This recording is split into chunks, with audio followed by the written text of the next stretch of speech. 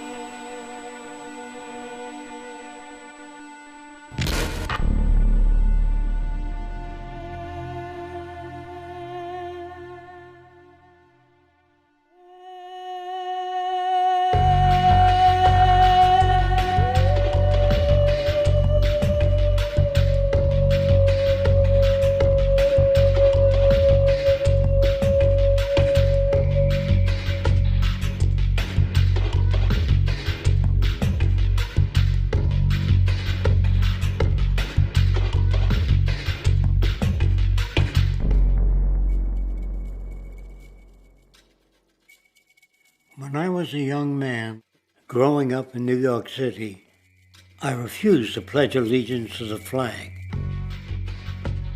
Of course, I was sent to the principal's office, and he asked me, "Why don't you want to pledge allegiance? Everybody does." I said, "Everybody once believed the earth was flat, but that doesn't make it so."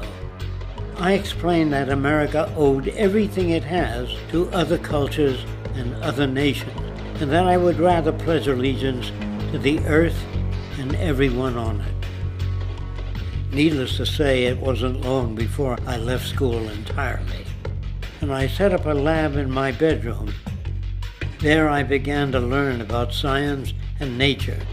I realized then that the universe is governed by laws, and that the human being, along with society itself, was not exempt from these laws. Then came the crash of 1929, which began what we now call the Great Depression. I found it difficult to understand why millions were out of work, homeless, starving, while all the factories were sitting there. The resources were unchanged. It was then that I realized that the rules of the economic game were inherently invalid. Shortly after came World War II, where various nations took turns systematically destroying each other. I later calculated that all the destruction and wasted resources spent on that war could have easily provided for every human need on the planet. Since that time, I have watched humanity set the stage for its own extinction. I have watched as the precious finite resources are perpetually wasted and destroyed in the name of profit and free markets. I have watched the social values of society be reduced into a base artificiality of materialism and mindless consumption. And I have watched as the monetary powers control the political structure of supposedly free societies. I'm 94 years old now, and I'm afraid my disposition is the same as it was 75 years ago. This shit's got to go.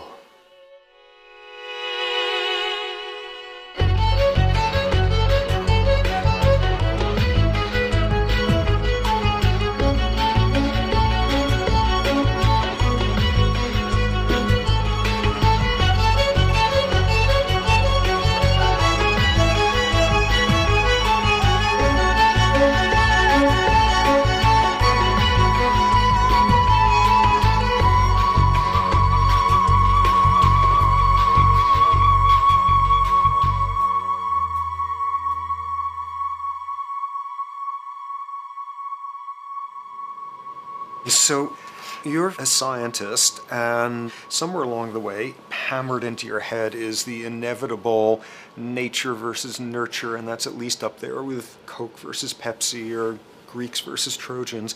So nature versus nurture, this by now utterly oversimplifying view of where influences on how a cell deals with an energy crisis, up to what makes us who we are on the most individualistic levels of personality. And what you've got is this complete false dichotomy built around nature as deterministic. At the very bottom of all the causality of life is DNA and the code of codes and the Holy Grail, and everything is driven by it. And at the other end, a much more social science perspective, which is we are social organisms, and biology is for slime molds. Humans are free of biology, and obviously both views are nonsense. What you see instead is it is virtually impossible to understand how biology works outside the context of environment. One of the most crazy-making yet widespread and potentially dangerous notions is, oh, that behavior is genetic.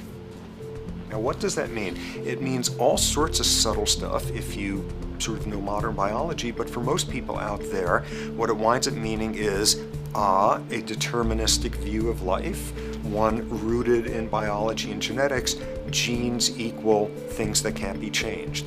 Genes equal things that are inevitable and that you might as well not waste resources trying to fix, might as well not put societal energies into trying to improve because it's inevitable, it's unchangeable. And that is sheer nonsense.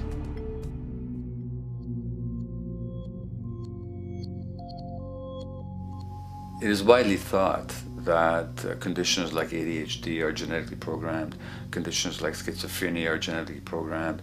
The truth is the opposite. Nothing is genetically programmed. They're very rare diseases. I mean, a small handful, extremely sparsely represented in the population that are truly genetically determined. Most complex conditions might have a predisposition that is a genetic component, but a predisposition is not the same as a predetermination. The whole search for the source of diseases in the genome was doomed to failure before anybody even thought of it, because most diseases are not genetically predetermined. Heart disease, cancer, strokes, rheumatoid conditions, autoimmune conditions in general, mental health conditions, addictions, these are none of them genetically determined. Breast cancer, for example, out of 100 women with breast cancer, only 7 will carry the breast cancer genes. 93 do not. And out of 100 women who do have the genes, not all of them will get cancer.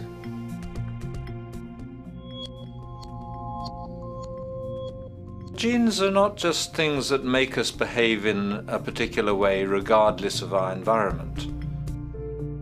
Genes give us different ways of responding to our environment. And in fact, it looks as if some of the early childhood influences of a kind of child rearing affects gene expression, actually turning on and off different genes to put you on a different developmental track, which may suit the kind of world you've got to deal with. So, for example, a study done in Montreal with suicide victims looked at autopsies of the brains of these people. And it turned out that if a suicide victim, these are usually young adults, had been abused as children, the abuse actually caused a genetic change in the brain that was absent in the brains of people who had not been abused. That's an epigenetic effect. Epi means on top of, so that the epigenetic influence is what happens environmentally to either activate or deactivate certain genes. In New Zealand, there's a study that was done in a town called Dunedin, in which a few thousand individuals were studied from birth up to into their 20s. What they found was that they could identify a genetic mutation, an abnormal gene, which did have some relation to the predisposition to commit violence, but only if the individual had also been subjected to severe child abuse. In other words, a child with this abnormal gene would be no more likely to be violent than anybody else, and in fact they actually had a lower rate of violence than people with normal genes, as long as they weren't abused as children. Great additional example of the ways in which genes are not be-all, end-all. Fancy technique where you can take a specific gene out of a mouse, that mouse and its descendants will not have that gene, you have knocked out that gene.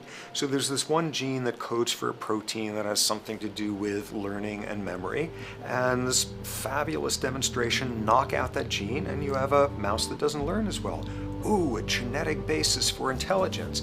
What was much less appreciated in that landmark study that got picked up by the media left and right is take those genetically impaired mice and raise them in a much more enriched, stimulating environment than your normal mice in a lab cage, and they completely overcame that deficit.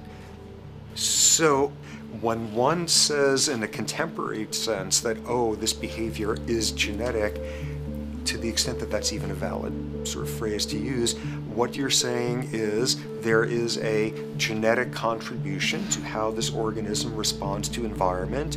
Genes may influence the readiness with which an organism will deal with a certain environmental challenge. You know, that's not the version most people have in their minds, and not to be too soapboxing, but run with the old sort of version of it's genetic and it's not that far from a history of eugenics and things of that sort. It's a widespread misconception, and it's a potentially fairly dangerous one.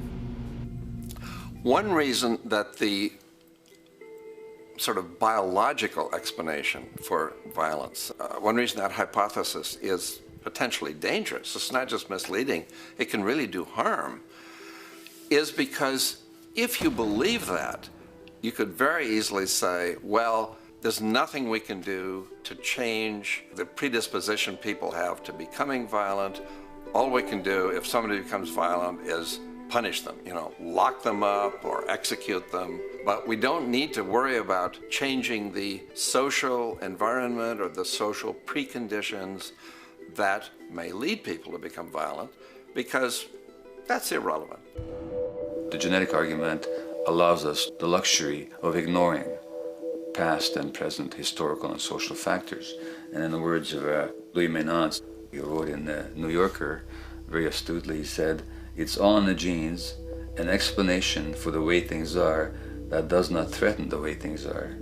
Why should someone feel unhappy or engage in antisocial behavior when that person is living in the freest and most prosperous nation on earth? It can't be the system.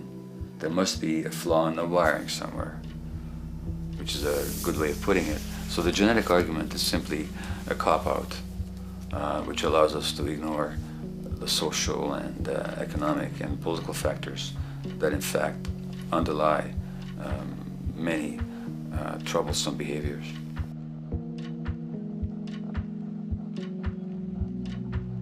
Addictions are usually considered to be a drug-related issue, but looking at it more broadly, I define addiction as any behavior that is associated with craving, with temporary relief, and with long-term negative consequences, along with an impairment of control over it, so that the person wishes to give it up or promises to do so, but can't follow through. And when you understand that, then you can see that there are many more addictions than simply those related to drugs. So there's workaholism, there's addiction to shopping, to the internet, to video games. There's the addiction to power. People have power, but they want more and more and more. Nothing is ever enough for them. Acquisition, corporations that must own more and more. The addiction to oil, or at least to the wealth and to the products made accessible to us by oil. Look at the negative consequences on the environment. We're destroying the very earth that we inhabit for the sake of that addiction. Now, these addictions are far more devastating in their social consequences than the cocaine or heroin habits of my downtown East Side patients. Yet they're rewarded and considered to be respectable. The tobacco company executive that shows a higher profit will get a much bigger reward. He doesn't face any negative consequences legally or otherwise. In fact, he's a respected member of the board of several other corporations. But tobacco smoke-related diseases kill 5.5 million people around the world every year. In the United States, they kill 400,000 people a year. And these people are addicted to what? To profit. To such a degree are they addicted that they're actually in denial about the impact of their activities, which is typical for addicts, is denial. And that's a respectable one. It's respectable to be addicted to profit no matter what the cost. So what is acceptable and what is respectable is a highly arbitrary phenomenon in our society. And it seems like the greater the harm, the more respectable the addiction.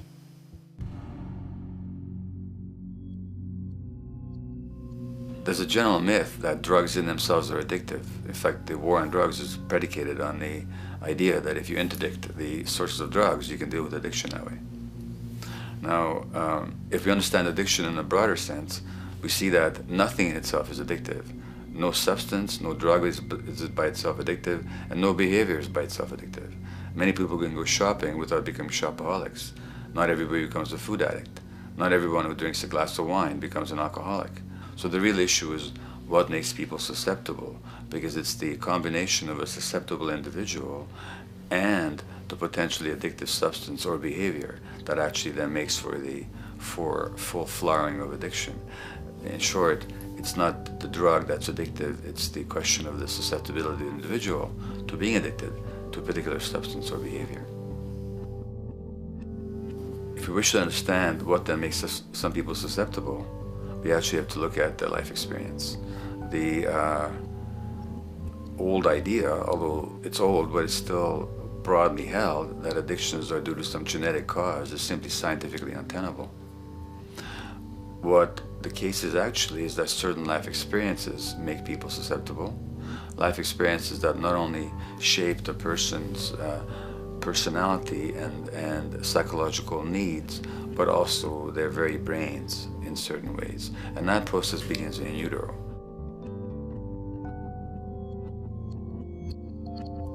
It's been shown, for example, that if you stress mothers during pregnancy, their children are more likely to have traits that predispose them to addictions.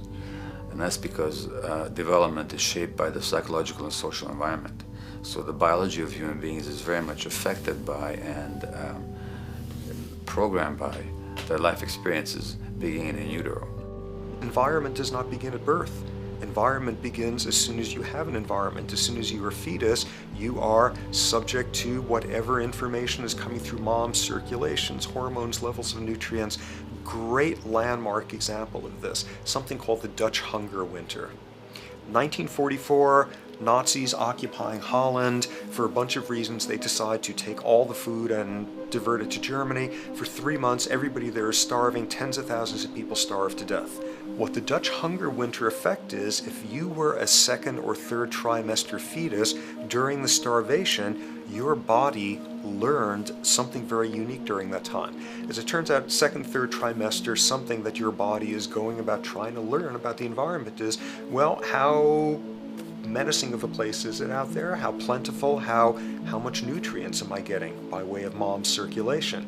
Be a fetus who is starving during that time, and your body programs forever after to be really, really, really stingy with your sugar and fat, and what you do is you store every bit of it. Be a Dutch hunger winter fetus, and half a century later, everything else being equal, you are more likely to have high blood pressure, obesity, or metabolic syndrome. That is environment coming in a very unexpected place. You can stress animals in a laboratory when they're pregnant, and their offspring will be more likely to use cocaine and alcohol as adults. You can stress human mothers. For example, in a British study, women who are abused in pregnancy will have higher levels of the stress hormone cortisol in their placenta at birth, and their children are more likely to have conditions that predispose them to addictions by age 7 or 8. So in utero stress already prepares the ground for all kinds of mental health issues. Israeli study done prior on children born to mothers who were pregnant prior to the onset of the 1967 war. These women, of course, are very stressed, and their offspring have a higher incidence of schizophrenia than the average cohort.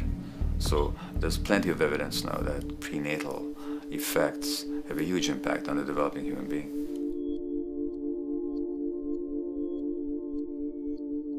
The point about human development, and specifically human brain development, is that it occurs mostly under the impact of the environment and mostly after birth. Now, if you compare us to a horse, which can run on the first day of life, we see that we are very undeveloped. We can't muster that much neurological coordination, balance, muscle strength, visual acuity until a year and a half, 2 years. And that's because the brain development that in the horse happens in the safety of the womb, in a human being has to happen after birth. And that has to do with simple evolutionary logic. As the head gets larger, which is what makes us into human beings, the burgeoning of the forebrain is what creates the human species, actually. At the same time, we walk on 2 legs, so our pelvis narrows to accommodate that. So now we have a narrower pelvis, a larger head. Bingo, we have to be born prematurely. And that means that the brain development that in other animals occurs in utero, in us, occurs after birth. And much of that under the impact of the environment. And the concept of neural Darwinism simply means that the circuits that get the appropriate input from the environment will develop optimally, and the ones that don't will either not develop optimally or perhaps not at all. If you take a child with perfectly good eyes at birth and you put him in a dark room for 5 years, he'll be blind thereafter for the rest of his life, because The circuits of vision require light waves for their development, and without that, even the rudimentary circuits present and active at birth will atrophy and die, and new ones will not develop. There's a significant way in which early experiences shape adult behavior, and even and especially early experiences for which there's no recall memory. It turns out that there are two kinds of memory. There is explicit memory, which is recall. This is when you can call back facts, details, episodes, circumstances. But the structure in the brain, which is called the hippocampus, which encodes recall memory, it doesn't even begin to develop fully until a year and a half, and it's not fully developed till much later, which is why hardly anybody has any recall memory prior to 18 months. But there's another kind of memory, which is called implicit memory, which is in fact an emotional memory, where the emotional impact and the interpretation that the child makes of those emotional experiences is ingrained in the brain in the form of nerve circuits ready to fire without specific recall. So to give you a clear example, people who are adopted have a lifelong sense of rejection very often. They can't recall the adoption, they can't recall the separation of a birth mother because there's nothing there to recall with. But the emotional memory of separation and rejection is deeply embedded in their brains. Hence, they're much more likely to experience a sense of rejection and a great emotional upset when they perceive themselves as being rejected than other people. That's not unique to people who are adopted, but it's particularly strong in them because of this function of implicit memory. People who are addicted, given that they, according to all the research literature, certainly in my experience, the hardcore addicts virtually were all significantly abused as children or suffered severe emotional loss. Their emotional or implicit memories are those of a world that's not safe and not helpful, caregivers who are not to be trusted, and relationships that are not safe enough to open up to vulnerably. And hence their responses tend to be to keep themselves separate from really intimate relationships, not to trust caregivers, doctors and other people who are trying to help them, and generally see the world as an unsafe place. And that's strictly a function of implicit memory, which sometimes has to do with incidents they don't even recall.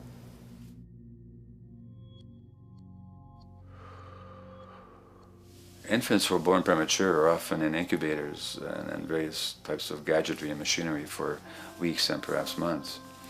It's now known that if these children are touched and stroked on the back for just 10 minutes a day, that promotes their brain development. So human touch is essential for development. And in fact, infants who are never picked up will actually die. That's how much of a fundamental need being held is to human beings. In our society, there's an unfortunate tendency to tell parents not to pick up their kids, not to hold them, not to pick up babies who are crying for fear of spoiling them, or to encourage them to sleep through the night. You don't pick them up, which is just the opposite of what the child needs. And these children might go back to sleep because they give up and their brains just shut down as a way of defending against the vulnerability of being abandoned really by their parents. But their implicit memories will be that of a world that doesn't give a damn. A lot of these differences are structured very early in life. In a way, if you like, the parental experience of adversity, how tough life is or how easy it is passed on to children, whether through maternal depression or parents being bad-tempered with their kids because they've had a hard day or just being too tired at the end of the day. And these have very powerful effects, programming children's development, which we know a lot about now. But that's early sensitivity isn't just an evolutionary mistake. It exists again in many different species. Even seedlings, there's an early adaptive process to the kind of environment they're growing up in. But for humans, the adaptation is to the quality of social relations. And so early life, how nurturing or how much conflict, how much attention you get, is a taster of the kind of world you may be growing up in. Are you growing up in a world where you have to fight for what you can get, watch your back, fend for yourself, learn not to trust others? Or are you growing up in a society where you depend on reciprocity, mutuality, cooperation, where empathy is important, where your security depends on good relations with other people? And that needs a very different emotional and cognitive development. And that's what the early sensitivity is about. And parenting is almost, quite unconsciously, a system for passing on that experience to children of the kind of world they're in. The great British child psychiatrist D.W. Winnicott said that fundamentally two things can go wrong in childhood. One is when things happen that shouldn't happen, and then things that should happen but don't. And the first category is the traumatic and abusive and abandonment experiences of my downtown East Side patients and of many addicts. That's what shouldn't happen but did. But then there is the non-stressed, attuned, non-distracted attention of the parent that every child needs, that very often children don't get. They're not abused, they're not neglected, and they're not traumatized. But what should happen, the presence of the emotionally available, nurturing parent, just is not available to them because of the stresses in our society and the parenting environment. And the psychologist Alan Shore calls that proximal abandonment, when the parent is physically present, but emotionally absent.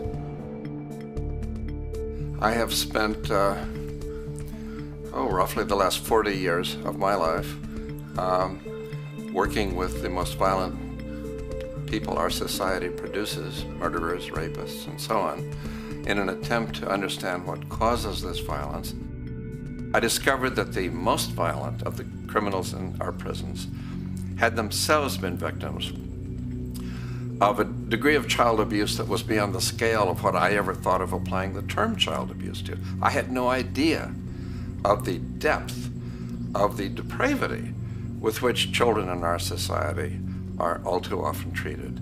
The most violent people I saw were themselves the survivors of their own attempted murder, often at the hands of their parents or other people in their social environment, or were the survivors of family members who'd been killed, their closest family members, by other people.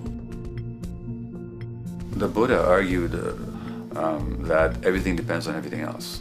He says the one contains the many and the many contains the one. That you can't understand anything in isolation from its environment. The leaf contains the sun, the sky, and the earth, obviously. This has not been shown to be true, of course, all around, and specifically when it comes to human development, the modern scientific term for it is the biopsychosocial nature of human development, which says that the biology of human beings depends very much on their interaction with the social and psychological environment. And specifically, the psychiatrist and researcher Daniel Siegel at University of California, Los Angeles, UCLA, has coined the phrase interpersonal neurobiology, which means to say that the way that our nervous system functions depends very much on our personal relationships. In the first place with the parenting caregivers, and in the second place with other important attachment figures in our lives, and in the third place with our entire culture. So that you can't separate the neurological functioning of a human being from the environment in which he or she grew up in and continues to exist in. And this is true throughout the life cycle. It's particularly true when you're dependent and helpless and your brain is developing, but it's true even in adults and even at the end of life. Human beings have lived in almost every kind of society, from the most egalitarian, hunting and gathering societies seem to have been very egalitarian, for instance based on food sharing, gift exchange. Small bands of people living predominantly off of foraging, but a little bit of hunting. Predominantly among people you have at the least known your entire life, if not surrounded by third cousins or closer, in a world in which there is a great deal of fluidity between different groups, in a world in which there is not a whole lot in terms of material culture. This is how humans have spent most of their hominid history. And no surprise, that makes for a very different world. One of the things you get as a result of that is far less violence. Organized group violence is not something that occurred at that time of human history, and that seems quite clear. So where did we go wrong? Violence is not universal. It's not symmetrically distributed throughout the human race. There is a huge variation in the amount of violence in different societies. There are some societies that have virtually no violence. There are others that destroy themselves. Some of the Anabaptist religious groups that are complete strict pacifists, like the Amish, the Mennonites, the Hutterites. Among some of these groups, the Hutterites, there are no recorded cases of homicide. During our major wars, like World War II, where people were being drafted, they would refuse to serve in the military. They would go to prison rather than serve in the military. In the kibbutzim in Israel, the level of violence is so low that the criminal courts there will often send violent offenders, people who have committed crimes, to live on the kibbutzim in order to learn how to live a nonviolent life, because that's the way people live there. So we are amply shaped by society. Our societies in the broader sense, including our theological, our metaphysical, our linguistic influences, etc., our societies help shape us as to whether or not we think life is basically about sin or about beauty, whether the afterlife will carry a price for how we live our lives or if it's irrelevant. In a broad sort of way, different large societies could be termed as individualistic or collectivist, and you get very different people and different mindsets, and I suspect different brains coming along with that. We in America are in one of the most individualistic of societies, and capitalism being a system that allows you to go higher and higher up a potential pyramid, and the deal is it comes with fewer and fewer safety nets.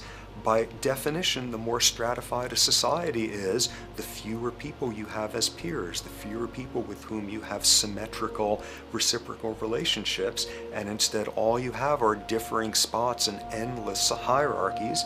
And a world in which you have few reciprocal partners is a world with a lot less altruism.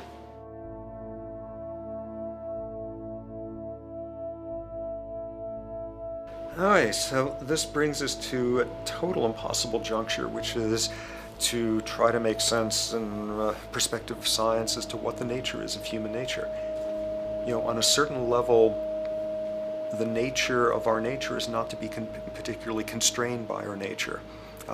We come up with more social variability than any species out there, more systems of belief, of styles of family structures, of ways of raising children. The capacity for variety that we have is extraordinary.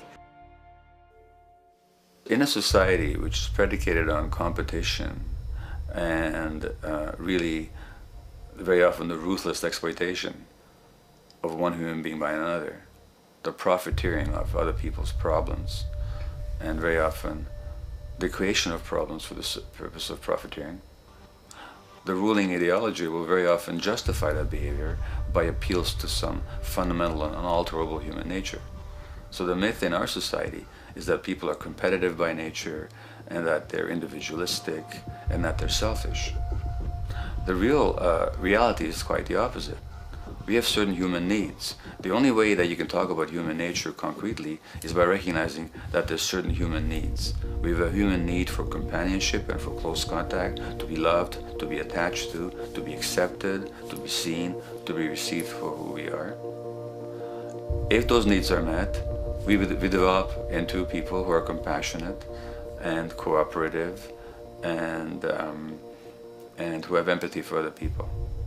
So the opposite that we often see in our society is in fact the distortion of human nature, precisely because so few people have their needs met. So yes, you can talk about a human nature, but only in the sense of basic human needs that are instinctively evoked, or I should say certain human needs that lead to certain traits if they are met, and a different set of traits if they're denied. So, when we recognize the fact that the human organism, which has a great deal of adaptive flexibility, allowing us to survive in many different conditions, is also rigidly programmed for certain environmental requirements or human needs, a social imperative begins to emerge. Just as our bodies require physical nutrients, the human brain demands positive forms of environmental stimulus at all stages of development, while also needing to be protected from other negative forms of stimulus. And if things that should happen do not, or if things that shouldn't happen do, it is now apparent that the door can be opened for not only a cascade of mental and physical diseases, but many detrimental human behaviors as well. So as we turn our perspective now outward and take account for the state of affairs today, we must ask the question, is the condition we have created in the modern world actually supporting our health? Is the bedrock of our socioeconomic system acting as a positive force for human and social development and progress? Or is the foundational gravitation of our society actually going against the core evolutionary requirements needed to create and maintain our personal and social well-being?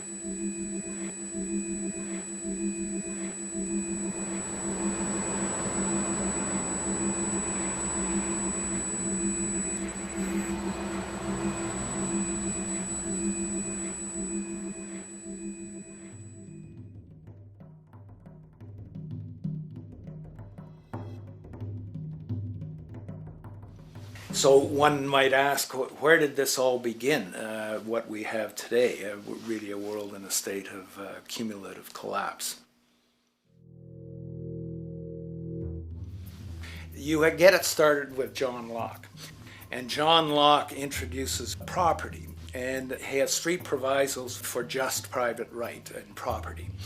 And the three provisos are that there must be enough left over for others, and that you must not let it spoil, and that you, most of all, must mix your labor with it. It seems justified. You mix your labor with the world, then you're entitled to the product, and as long as there's enough left over for others, and as long as it doesn't spoil, you don't allow anything to go to waste, that's okay. Well, he spends a long time of his famous treatise of government, and it's since been the canonical text for economic and political and legal understanding. It's still the classic text of study.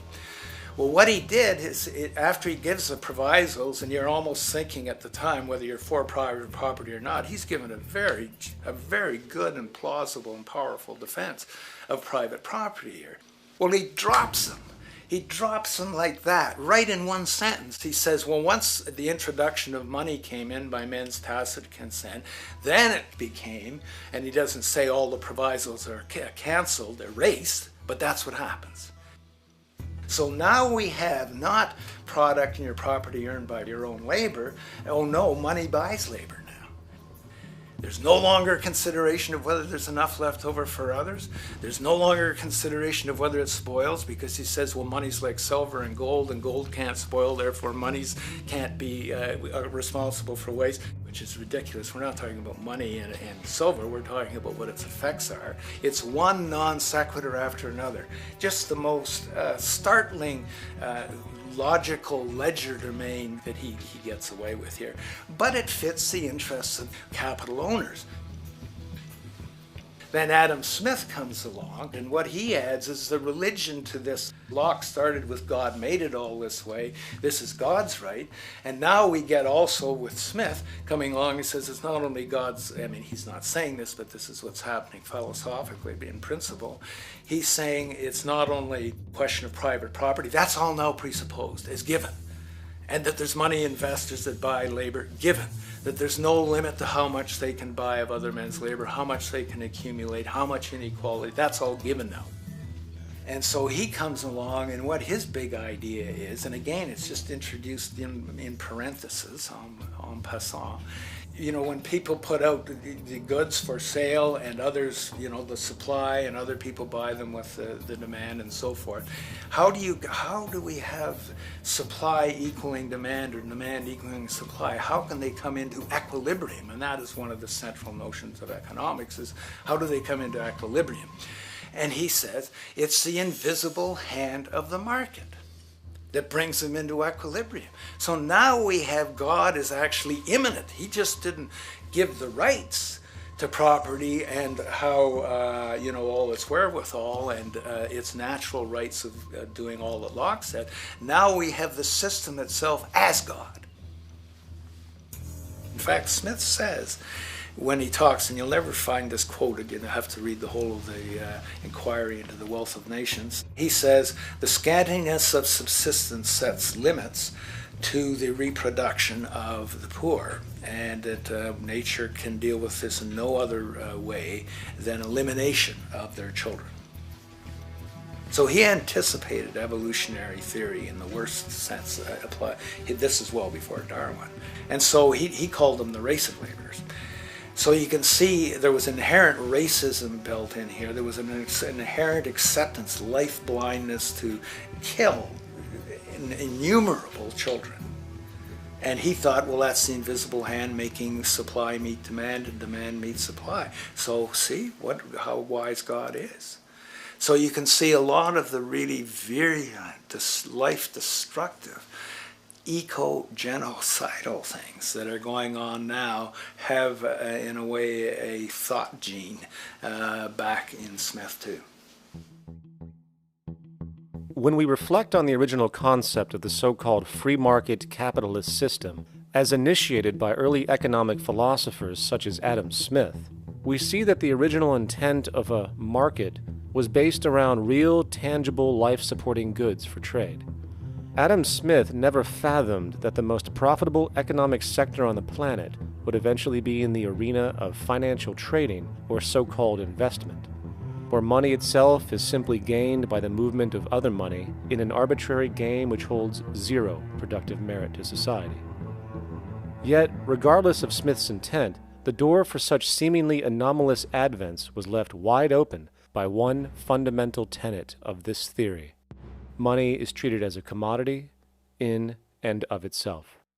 Today, in every economy of the world, regardless of the social system they claim, money is pursued for the sake of money and nothing else. The underlying idea, which was mysteriously qualified by Adam Smith with his religious declaration of the invisible hand, is that the narrow, self-interested pursuit of this fictional commodity will somehow magically manifest human and social well-being and progress. The reality is that the monetary incentive interest, or what some have termed the money sequence of value, has now completely decoupled from the foundational life interest, which could be termed the life sequence of value. What has happened is that there's a complete confusion in economic doctrine between those two sequences. They think that the money sequence of value delivers the life sequence of value, and that's why they say if more goods are sold, if GDPs rise and so forth, therefore there'll be more well-being, enhanced well-being. We take the GDP to be basically our indicator of social health. Well, there you see the confusion. It's talking about money sequences of value, that is all the receipts, all the revenues that are derived from selling goods, and they're confusing that with life reproduction, so that you have built right into this thing from the beginning is a complete conflation of the money and life sequences of value. So we're dealing with a kind of structured delusion that becomes more and more deadly as the money sequence decouples from producing anything at all. So it's a system disorder, and the system disorder seems to be fatal.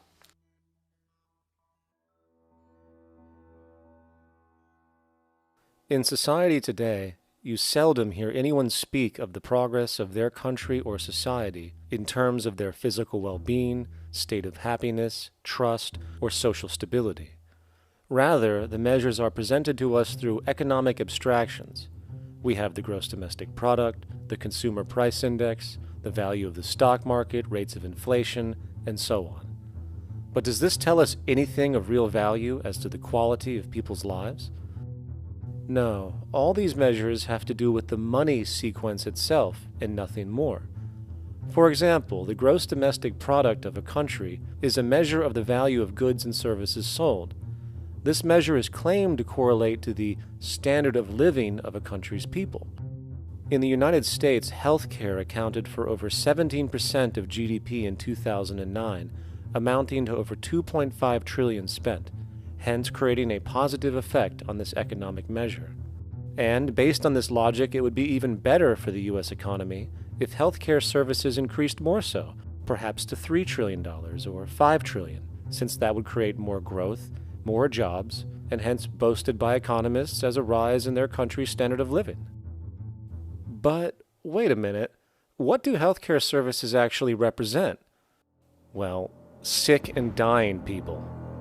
That's right, the more unhealthy people there are in America, the better the economy. Now, that is not an exaggeration or a cynical perspective. In fact, if we step back far enough, you will realize that the GDP not only doesn't reflect real public or social health on any tangible level, it is, in fact, mostly a measure of industrial inefficiency and social degradation. And the more you see it rise, the worse things are becoming with respect to personal, social, and environmental integrity. You have to create problems to create profit. There is no profit under the current paradigm in saving lives, putting balance on this planet, having justice and peace or anything else. There's just no profit there. There's an old saying, pass a law, create a business.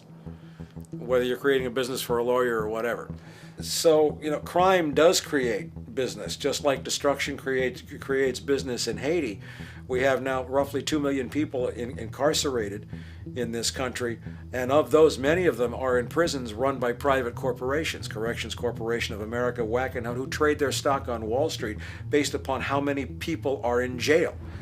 Now that's sickness, but that is a reflection of what this economic paradigm calls for. So what exactly does this economic paradigm call for? What is it that keeps our economic system going? Consumption. Or more accurately, cyclical consumption. When we break down the foundation of classic market economics, we are left with a pattern of monetary exchange that simply cannot be allowed to stop or even substantially slowed, if the society as we know it is to remain operational. There are three main actors on the economic stage: the employee, the employer, and the consumer. The employee sells labor to the employer for income. The employer sells its production services and hence goods to the consumer for income. And the consumer, of course, is simply another role of the employer and employee, spending back into the system to enable the cyclical consumption to continue. In other words, the global market system is based on the assumption that there will always be enough product demand in society to move enough money around at a rate which can keep the consumption process going. And the faster the rate of consumption, the more so-called economic growth is assumed, and so the machine goes. But hold on, I thought an economy was meant to, economize? Doesn't the very term have to do with preservation and efficiency and a reduction of waste? So how does our system, which demands consumption and the more the better, efficiently preserve or economize at all? Well, it doesn't. The intent of the market system is, in fact, the exact opposite of what a real economy is supposed to do, which is efficiently and conservatively orient the materials for production and distribution of life-supporting goods. We live on a finite planet with finite resources, where, for example, the oil we utilize took millions of years to develop, where the minerals we use took billions of years to develop. So, having a system that deliberately promotes the acceleration of consumption for the sake of so-called economic growth is pure ecocidal insanity. Absence of waste, that's what efficiency is. Absence of waste. This system is more wasteful than all the other existing systems in the history of the planet. Every level of life organization and life system is in a state of crisis and challenge and decay or collapse. No peer-reviewed journal in the last 30 years will tell you anything different. That is that every life system is in decline, as well as social programs, as well as our water access. Try to name any means of life that isn't threatened and in danger. You can't. There really isn't one, and that's very, very despairing. But we haven't even figured out the causal mechanism. We don't want to face the causal mechanism. We just want to go on, that's what insanity is, where you keep doing the same thing over and over again, though it clearly doesn't work. So you're really dealing with not an economic system, but I would go so far as to say an anti-economic system. There's an old saying that the competitive market model seeks to create the best possible goods at the lowest possible prices. This statement is essentially the incentive concept which justifies market competition based on the assumption that the result is the production of higher quality goods. If I was going to build myself a table from scratch, I would naturally build it out of the best, most durable materials possible, right? With the intent for it to last as long as possible. Why would I want to make something poor, knowing I would have to eventually do it again and expend more materials and more energy? Well, as rational as that may seem in the physical world, when it comes to the market world, it is not only explicitly irrational, it is not even an option. It is technically impossible to produce the best of anything if a company is to maintain a competitive edge and hence remain affordable to the consumer. Literally everything created and set for sale in the global economy is immediately inferior the moment it is produced, for it is a mathematical impossibility to make the most scientifically advanced, efficient, and strategically sustainable products. This is due to the fact that the market system requires that cost efficiency, or the need to reduce expenses, exist at every stage of production, from the cost of labor to the cost of materials and packaging, and so on. This competitive strategy, of course, is to make sure the public buys their goods rather than from a competing producer, which is doing the exact same thing to also make their goods both competitive and affordable. This immutably wasteful consequence of the system could be termed intrinsic obsolescence. However, this is only one part of a larger problem. A fundamental governing principle of market economics, one that you will not find in any textbook, by the way, is the following. Nothing produced can be allowed to maintain a lifespan longer than what can be endured in order to continue cyclical consumption. In other words, it is critical that stuff break down, fail, and expire within a certain amount of time. This is termed planned obsolescence. Planned obsolescence is the backbone of the underlying market strategy of every goods-producing corporation in existence. While very few, of course, would admit to such a strategy outright, what they do is mask it within the intrinsic obsolescence phenomenon just discussed, while often ignoring or even suppressing new advents in technology which might create a more sustainable, durable good. So, if it wasn't wasteful enough that the system inherently cannot allow the most durable and efficient goods to be produced, planned obsolescence deliberately recognizes that the longer any good is in operation, the worse it is for sustaining cyclical consumption and hence the market system itself. In other words, product sustainability is actually inverse to economic growth, and hence there is a direct, reinforced incentive to make sure lifespans are short of any given good produced. And in fact, the system cannot operate any other way. One glance at the sea of landfills now spreading across the world show the obsolescence reality. There are now billions of cheaply made cell phones, computers, and other technology, each full of precious, difficult-to-mine materials such as gold, coltan, copper, now rotting in vast piles, usually due to the mere malfunction or obsolescence of small parts, which, in a conservative society, could likely be fixed or updated, and the life of the good extended. Unfortunately, as efficient as that may seem in our physical reality, living on a finite planet with finite resources, it is explicitly inefficient with respect to the market.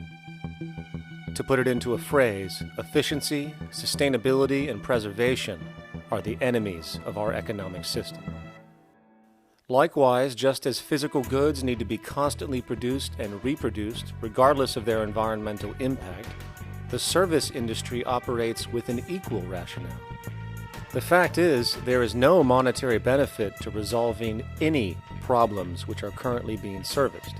At the end of the day, the last thing the medical establishment really wants is the curing of diseases such as cancer, which would eliminate countless jobs and trillions in revenue.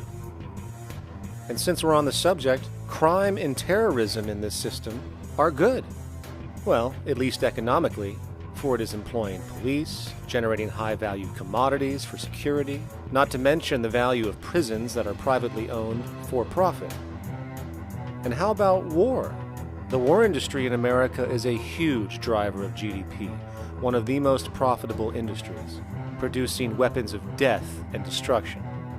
The favorite game of this industry is to blow things up and then go and rebuild them for profit. We saw this with the windfall billion-dollar contracts made from the Iraq War. The bottom line is that socially negative attributes of society have become positively rewarded ventures for industry, and any interest in problem resolution or environmental sustainability and conservation is intrinsically counter to economic sustainability.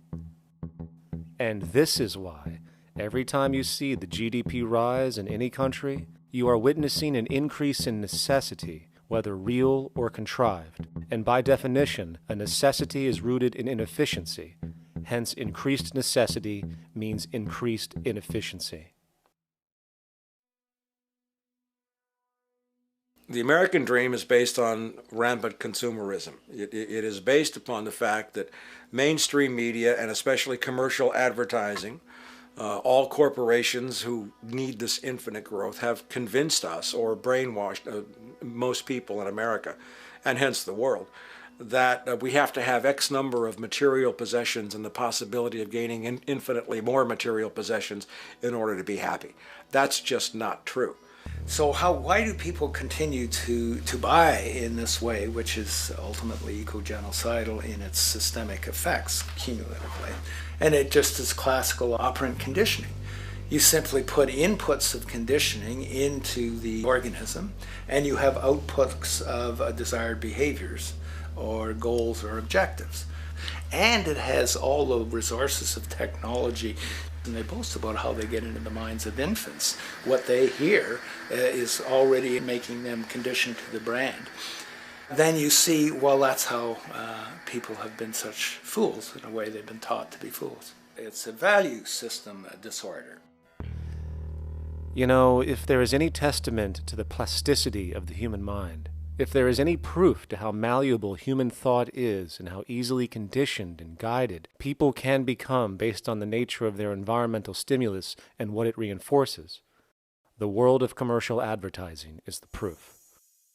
You have to stand in awe at the level of brainwashing where these programmed robots known as consumers wander the landscape only to walk into a store and spend, say, $4,000 on a handbag that likely costs $10 to make in a sweatshop overseas, only for the brand status it supposedly represents in the culture.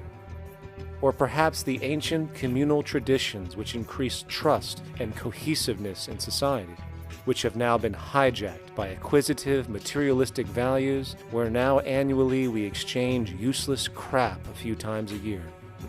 And we might wonder why so many today have a compulsion to shopping and acquisition, when it is clear that they have been conditioned from childhood to expect material goods as a sign of their status with friends and family. The fact is, the foundation of any society are the values that support its operation, and our society, as it exists, can only operate if our values support the conspicuous consumption it requires to continue the market system. 75 years ago, consumption in America and much of the First World was half of what we see today per person. Today's new consumer culture has been manufactured and imposed due to the very real need for higher and higher levels of consumption. And this is why most corporations now spend more money on advertising than the actual process of product creation itself. They work diligently to create a false need for you to fill, and it happens to work. You know, economists are in fact not economists at all. They're propagandists of money value. And you'll find that all their models basically get down to token exchanges that are to the profit of one side or both sides or whatever, but they're completely disconnected from the actually existing world of reproduction. In Ohio, an old man failed to pay his electric bill. You may be familiar with the case. And the electric company turned off the electricity and he died. The reason they turned it off was because it wouldn't have been profitable for them to keep it on because he didn't pay his bill. Do you believe that was right? The responsibility really lies not on the electric company for turning it off, but on those of this man's neighbors and friends and associates who are not charitable enough to enable him as an individual to meet the electric bill. Did I hear that right? Did he just say the death of a man caused by not having money was the responsibility of other people, or in effect, charity? Well then, I guess we're going to need a whole lot of infomercials, little miserable coin slot donations for bodega counters, and a bunch of pickle jars for the billion people now starving to death on this planet because of the very system Milton Friedman promotes. Whether you are dealing with the philosophies of Milton Friedman, F.A. Hayek, John Maynard Keynes, Ludwig von Mises, or any other major market economist, the basis of rationale rarely leaves the money sequence. It is like a religion. Consumption analysis, stabilization policies, deficit spending, aggregate demand. It exists as a never-ending, self-referring, self-rationalizing circle of discourse where universal human need, natural resources, or any form of physical life-supporting efficiency is ruled out by default and replaced by the singular notion that humans seeking advantage over each other for money alone, motivated by their own narrow self-interest, will magically create a sustainable, healthy, balanced society. There is no life coordinate in this whole theory, this whole doctrine. What are they doing? What are they doing? What they're doing is tracking money sequences. That's all it is tracking money sequences, presupposing everything that matters. One, that there's no life coordinates. Wow, no life coordinates. Two, that all the agents are self-maximizing preference seekers. That is, they think of nothing other than themselves and what they can get most for themselves. That's the notion, that's the ruling notion of rationality. Self-maximizing choice. And the only thing that they're interested in self-maximizing is money or commodities. Well, where does social relations come in? It doesn't, except in the exchange to self-maximize. Where do our natural resources come in? They don't, except to exploit. Where does the family come in as being able to survive? It doesn't. They have to have money in order to purchase any good. Well, shouldn't an economy deal somewhere with human need? Isn't that what the fundamental issue is, to satisfy human needs? Oh, need isn't even in your lexicon. You dissolve it into wants. And what is a want? That means money demand that wants to buy. Well, if it's money demand that wants to buy, it's got nothing to do with need, because it may be the person has no money demand and desperately needs, say, water supply. Or it may be money demand wants a gold toilet seat. Well, where does it all go? To the gold toilet seat.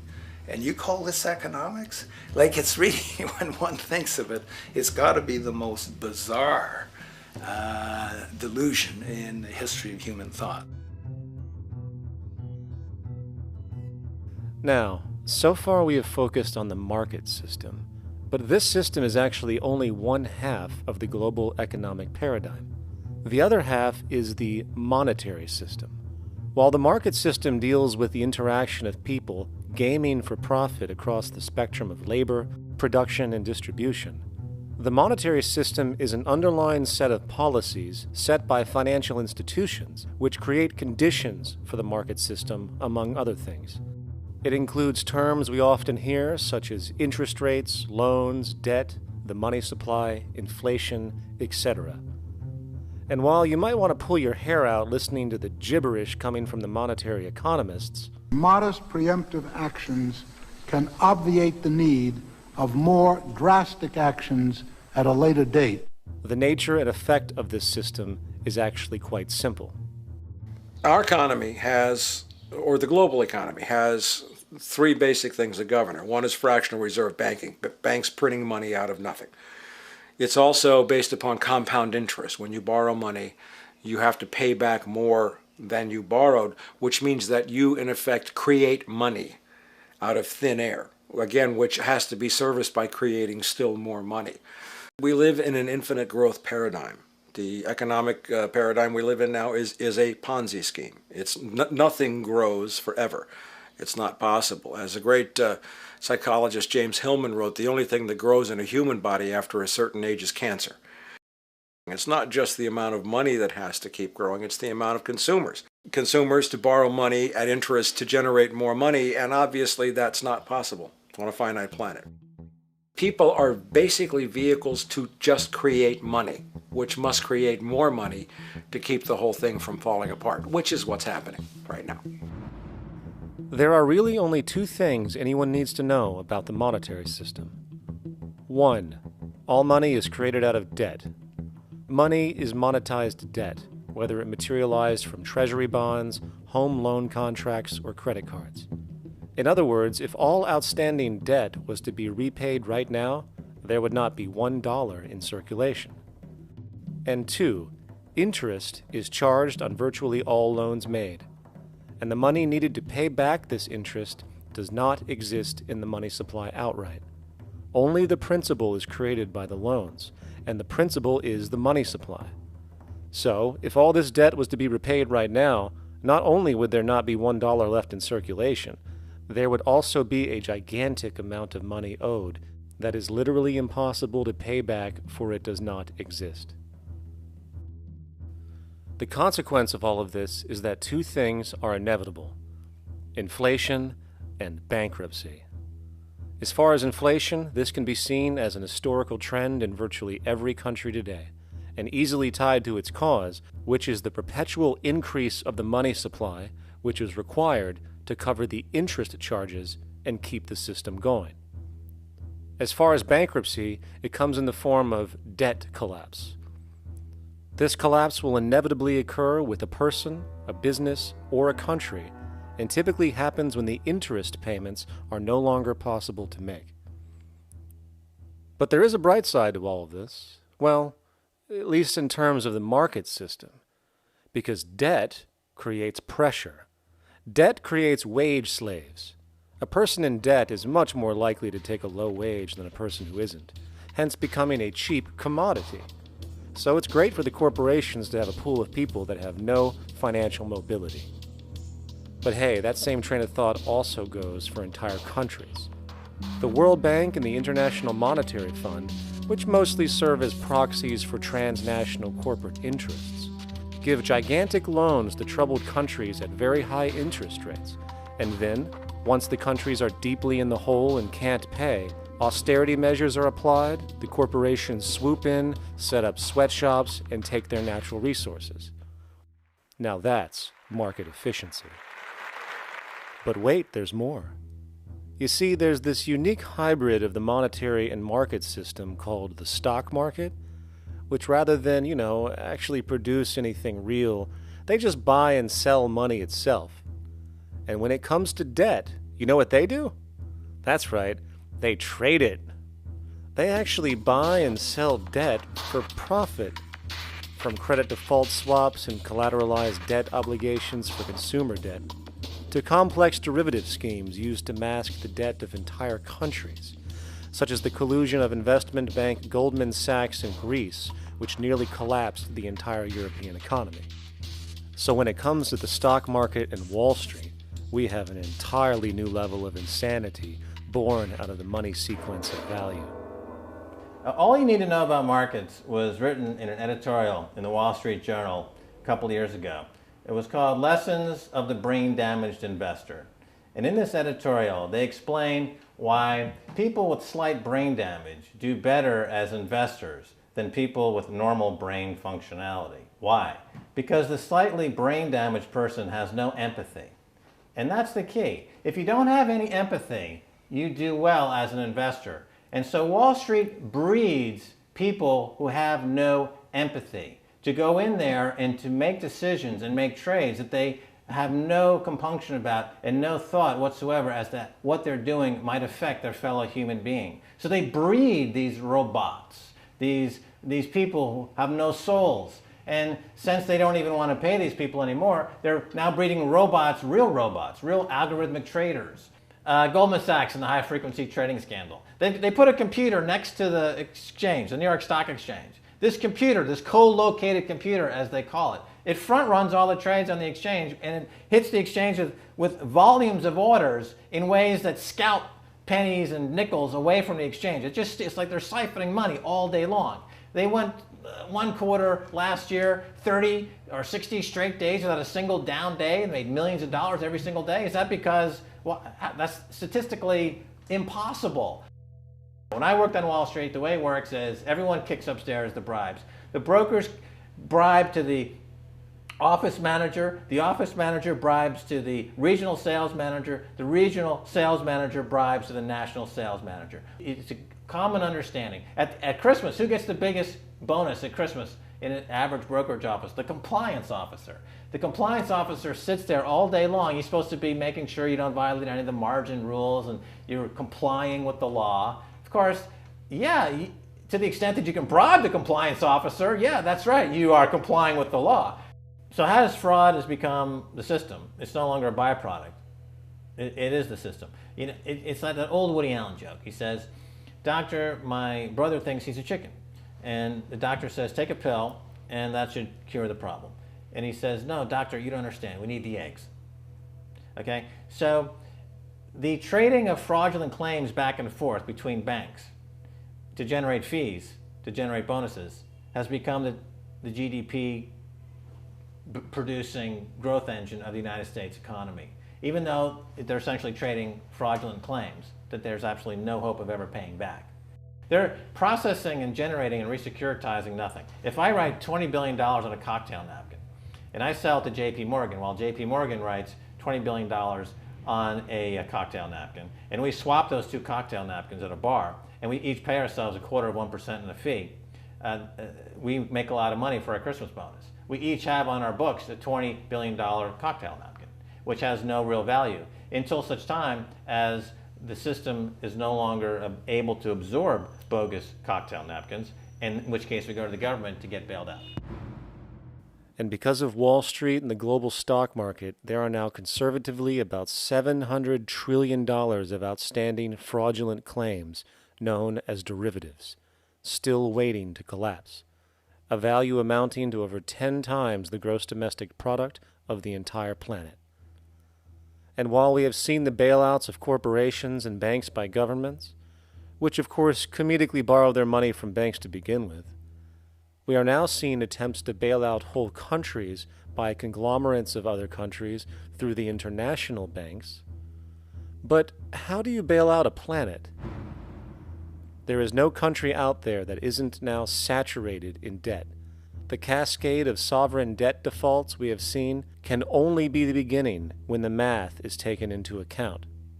It has been estimated in the United States alone that income tax would need to be raised to 65% per person just to cover the interest in the near future. Economists are now foreshadowing that within a few decades, 60% of the countries on the planet will be bankrupt.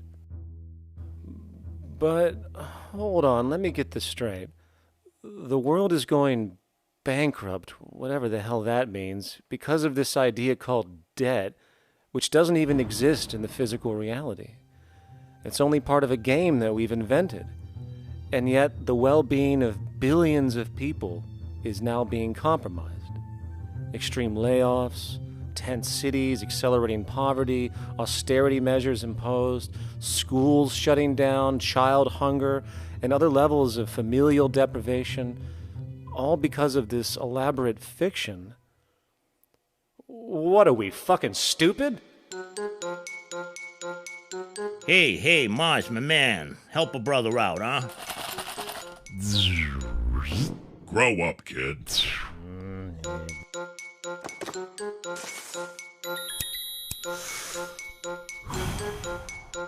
Saturn, what's up, man? You remember that smoking nebula I hooked you up with a while back? Listen, Earth, we're getting really tired of you. You've been given everything, and yet you waste it all. You got plenty of resources, and you know it. Why don't you grow up and learn some responsibility, for Christ's sake? You're making your mother miserable.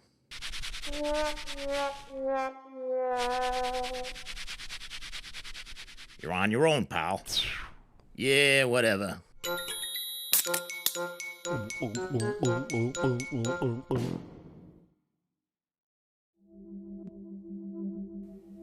Now, all of this considered, from the waste machine known as the market system to the debt machine known as the monetary system, hence creating the monetary market paradigm which defines the global economy today, there is one consequence that runs through the entire machine: inequality.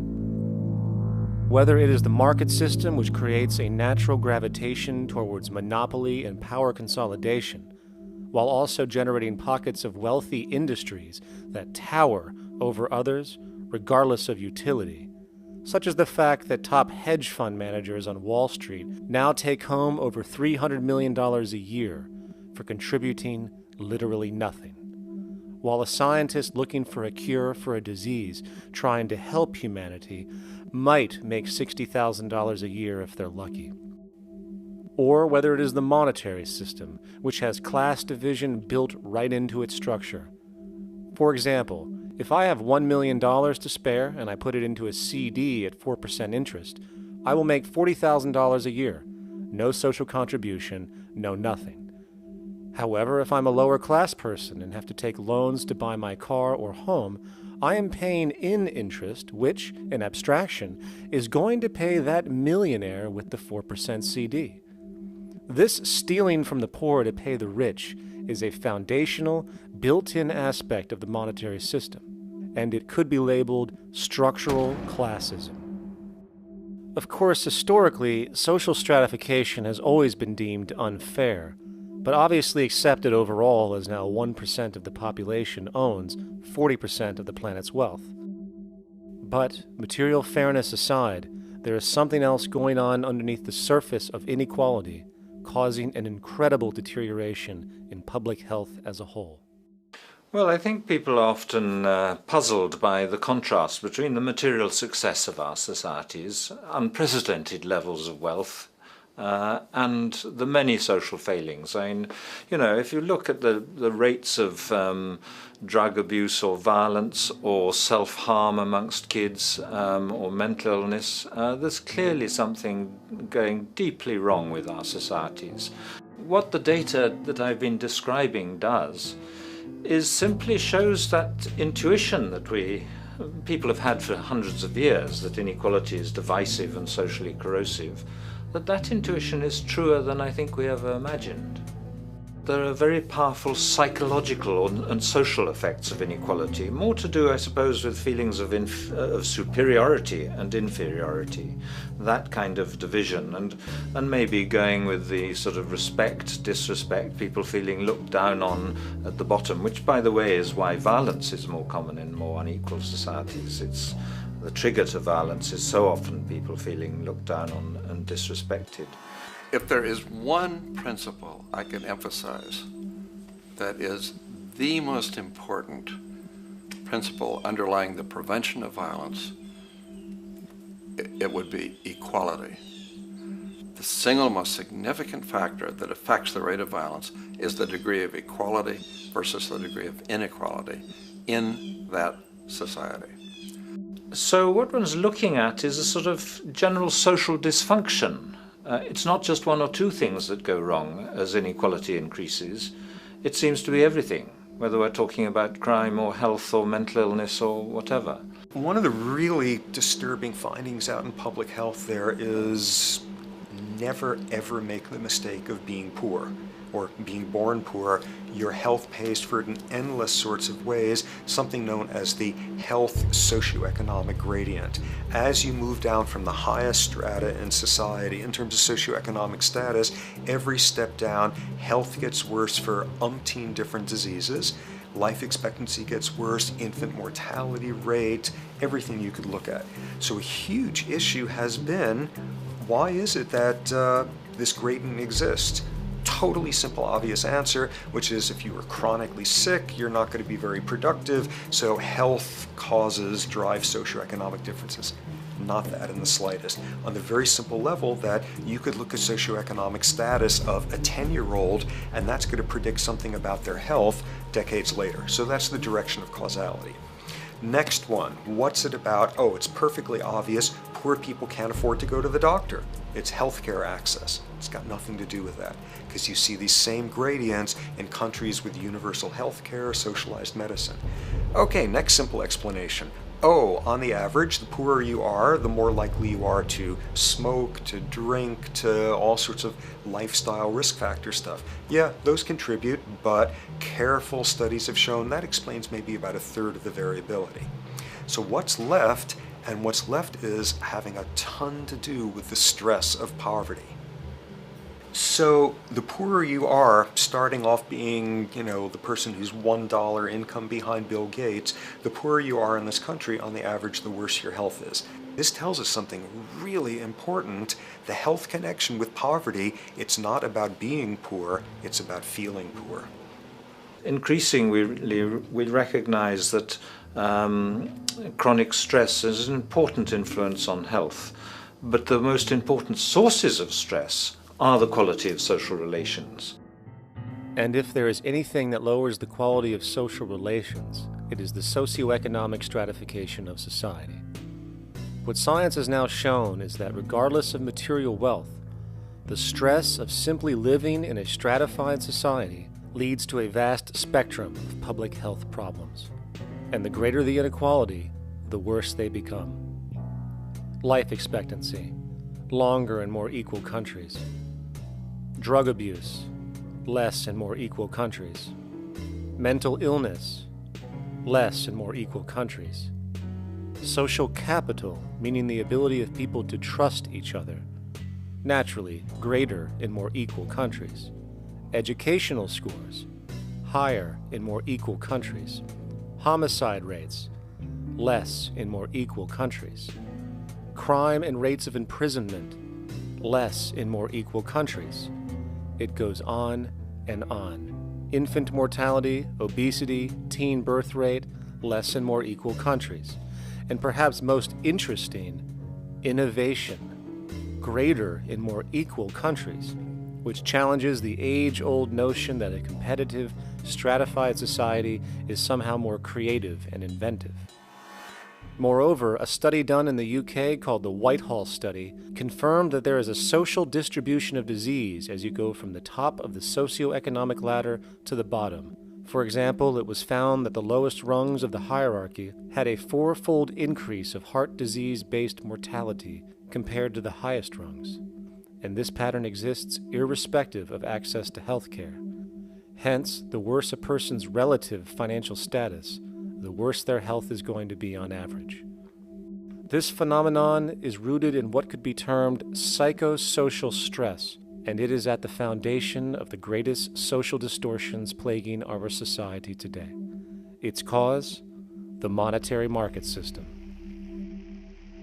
Make no mistake, the greatest destroyer of ecology, the greatest source of waste and depletion and pollution, the greatest purveyor of violence, war, crime, poverty, animal abuse, and inhumanity, the greatest generator of social and personal neuroses, mental disorders, depression, anxiety, not to mention the greatest source of social paralysis, stopping us from moving into new methodologies for personal health, global sustainability, and progress on this planet, is not some corrupt government or legislation, not some rogue corporation or banking cartel, not some flaw of human nature, and not some secret hidden cabal that controls the world.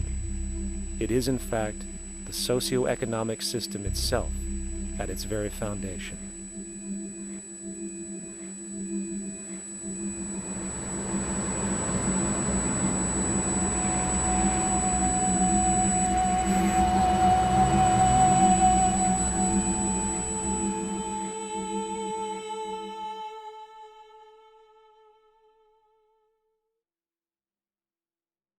Let's imagine for a moment we had the option to redesign human civilization from the ground up.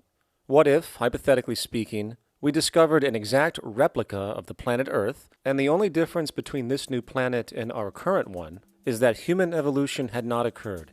It was an open palette. No countries, no cities, no pollution, no Republicans, just a pristine, open environment. So, what would we do? Well, first we need a goal, right? And it's safe to say that goal would be to survive. And not to just survive, but to do so in an optimized, healthy, prosperous way. Most people indeed desire to live, and they would prefer to do so without suffering. Therefore, the basis of this civilization needs to be as supportive and hence sustainable for human life as possible, taking into account the material needs of all the world's people while trying to remove anything that could hurt us in the long run. That goal of, say, maximum sustainability understood, the next question regards our method. What kind of approach do we take? Well, let's see. Last I checked, politics was the method of social operation on Earth. So what do the doctrines of the Republicans, liberals, conservatives, or socialists have to say about societal design? Not a damn thing. Okay, then what about religion? Surely the great creator had to have left some blueprint somewhere. No, nothing I can find. Okay then, so what's left? It appears something called science. Science is unique in that its methods demand not only that the ideas proposed be tested and replicated, but everything science comes up with is also inherently falsifiable. In other words, unlike religion and politics, science has no ego, and everything it suggests accepts the possibility of being proven wrong eventually. It holds on to nothing and evolves constantly. Well, that sounds natural enough to me. So then, based on the current state of scientific knowledge in the early 21st century, along with our goal of maximum sustainability for the human population, how do we begin the actual process of construction? Well, the first question to ask, what do we need to survive? The answer, of course, are planetary resources. Whether it is the water we drink, the energy we use, the raw materials we utilize to create tools and shelter, the planet hosts an inventory of resources, many of which are demanded for our survival. So, given that reality, it then becomes critical to figure out what we have and where it is. This means we need to conduct a survey. We simply locate and identify every physical resource on the planet we can, along with the amount available at each location, from the deposits of copper, to the most potent locations for wind farms to produce energy, to the natural freshwater springs, to an assessment of the amount of fish in the ocean, to the most prime arable land for food cultivation, etc. But since we humans are going to be consuming these resources over time, we then realize that not only do we need to locate and identify, we also need to track. We need to make sure we don't run out of any of this stuff. That would be bad. And this means not only tracking our rates of use, but the rates of earthly regeneration as well, such as how long it takes for, say, a tree to grow or a spring to replenish. This is called dynamic equilibrium. In other words, if we use up trees faster than they can be grown back, we have a serious problem, for it is unsustainable. So then, how do we track this inventory, especially when we recognize that all of this stuff is scattered everywhere? We have large mineral mines in what we call Africa, energy concentrations in the Middle East, huge tidal power possibilities on the Atlantic coast of North America, the largest supply of freshwater in Brazil, etc. Well, once again, good old science has a suggestion. It's called systems theory. Systems theory recognizes that the fabric of the natural world, from human biology to the earthly biosphere to the gravitational pull of the solar system itself, is one huge synergistically connected system, fully interlinked. Just as human cells connect to form our organs, and the organs connect to form our bodies, and since our bodies cannot live without the earthly resources of food, air, and water, we are intrinsically connected to the earth, and so on. So, as nature suggests, we take all of this inventory and tracking data and create a system to manage it. A global resource management system, in fact, to account for every relevant resource on the planet. There is simply no logical alternative if our goal as a species is survival in the long run. We have to keep track as a whole. That understood, we can now consider production. How do we use all this stuff? What will our process of production be, and what do we need to consider to make sure it is as optimized as possible to maximize our sustainability? Well, the first thing that jumps right out at us is the fact that we need to constantly try and preserve. The planet's resources are essentially finite, so it is important that we be strategic. Strategic preservation is key. The second thing we recognize is that some resources are really not as good as others in their performance. In fact, some of this stuff, when put into use, has a terrible effect on the environment, which invariably hinders our own health. For example, oil and fossil fuels, no matter how you cut it, release some pretty destructive agents into the environment. Therefore, it is critical we do our best to use such things only when we really have to, if at all.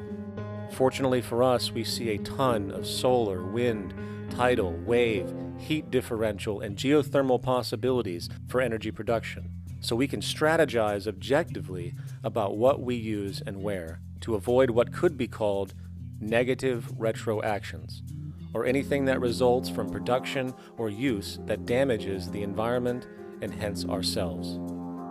We will call this strategic safety to couple in with our strategic preservation. But production strategies do not stop there. We are going to need an efficiency strategy for the actual mechanics of production itself. And what we find is that there are roughly 3 specific protocols we must adhere to. 1. Every good we produce must be designed to last as long as possible. Naturally, the more things break down, the more resources we are going to need to replace them, and the more waste produced. 2. When things do break down or are no longer usable for whatever reason, it is critical that we harvest or recycle as much as we possibly can. So the production design must take this into account directly at the very earliest stages. 3. Quickly evolving technologies, such as electronics, which are subject to the fastest rates of technological obsolescence, would need to be designed to foreshadow and accommodate physical updates. The last thing we want to do is throw away an entire computer system just because it has only one broken part or is outdated. So we simply design the components to be easily updated, part by part, standardized and universally interchangeable, foreshadowed by the current trend of technological change. And when we realize that the mechanisms of strategic preservation, strategic safety, and strategic efficiency are purely technical considerations, devoid of any human opinion or bias, we simply program these strategies into a computer which can weigh and calculate all the relevant variables, allowing us to always arrive at the absolute best method for sustainable production based on current understandings. And while that might sound complex, all it is a glorified calculator. Not to mention, such multivariate decision-making and monitoring systems are already used across the world today for isolated purposes. It is simply a process of scaling it out. So, now we not only have our resource management system, but also a production management system, both of which are easily computer automated to maximize efficiency, preservation, and safety. The informational reality is that the human mind, or even a group of humans, cannot track what needs to be tracked. It must be done by computers, and it can be. And this brings us to the next level, distribution. What sustainability strategies make sense here? Well, since we know that the shortest distance between 2 points is a straight line, and since energy is required to power transport machines, the less transport distance, the more efficient. Producing goods in one continent and shipping them over to another only makes sense if the goods in question simply cannot be produced in the target area. Otherwise, it is nothing but wasteful. We must localize production so distribution is simple, fast, and requires the least amount of energy. We'll call this the proximity strategy, which simply means we reduce the travel of goods as much as possible, whether raw materials or finished consumer products. Of course, it might also be important to know what goods we are transporting and why, and this falls under the category of demand. And demand is simply what people need to be healthy and to have a high quality of life. The spectrum of material human needs range from core life-supporting necessities, such as food, clean water, shelter, to social and recreational goods, which allow for relaxation and personal social enjoyment, both important factors in human and social health overall. So, very simply, we take another survey. People describe their needs. Demand is assessed, and production begins based on that demand. And since the level of demand of different goods will naturally fluctuate and change around different regions, we need to create a demand distribution tracking system, so to avoid overruns and shortages. Of course, this idea is old news. It is used in every major store chain today to make sure they keep up with their inventory. Only this time we are tracking on a global scale. But, wait a minute, we really can't fully understand demand if we don't account for the actual usage of the good itself. Is it logical and sustainable for every single human to, say, have one of everything made, regardless of their usage?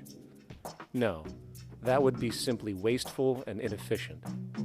If a person has a need for a good, but that need is only for, say, 45 minutes a day on average, it would be much more efficient if that good was made available to them and to others when needed.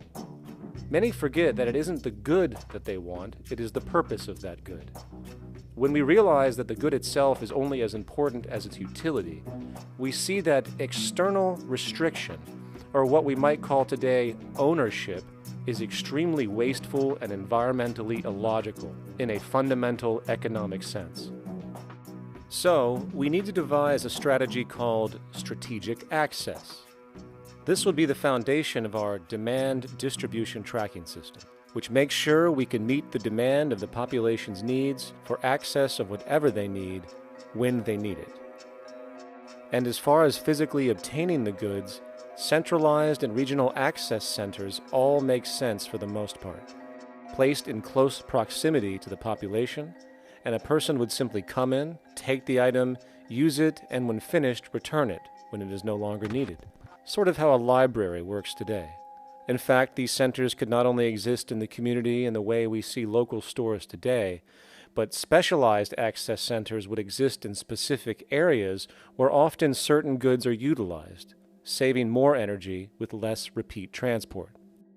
And once this demand tracking system is in order, it is tied into our production management system, and of course into our resource management system, hence creating a unified, dynamically updating, global economic management machine that simply makes sure we remain sustainable, starting with securing the integrity of our finite resources, moving to make sure we only create the best, most strategic goods possible, while distributing everything in the most intelligent and efficient way.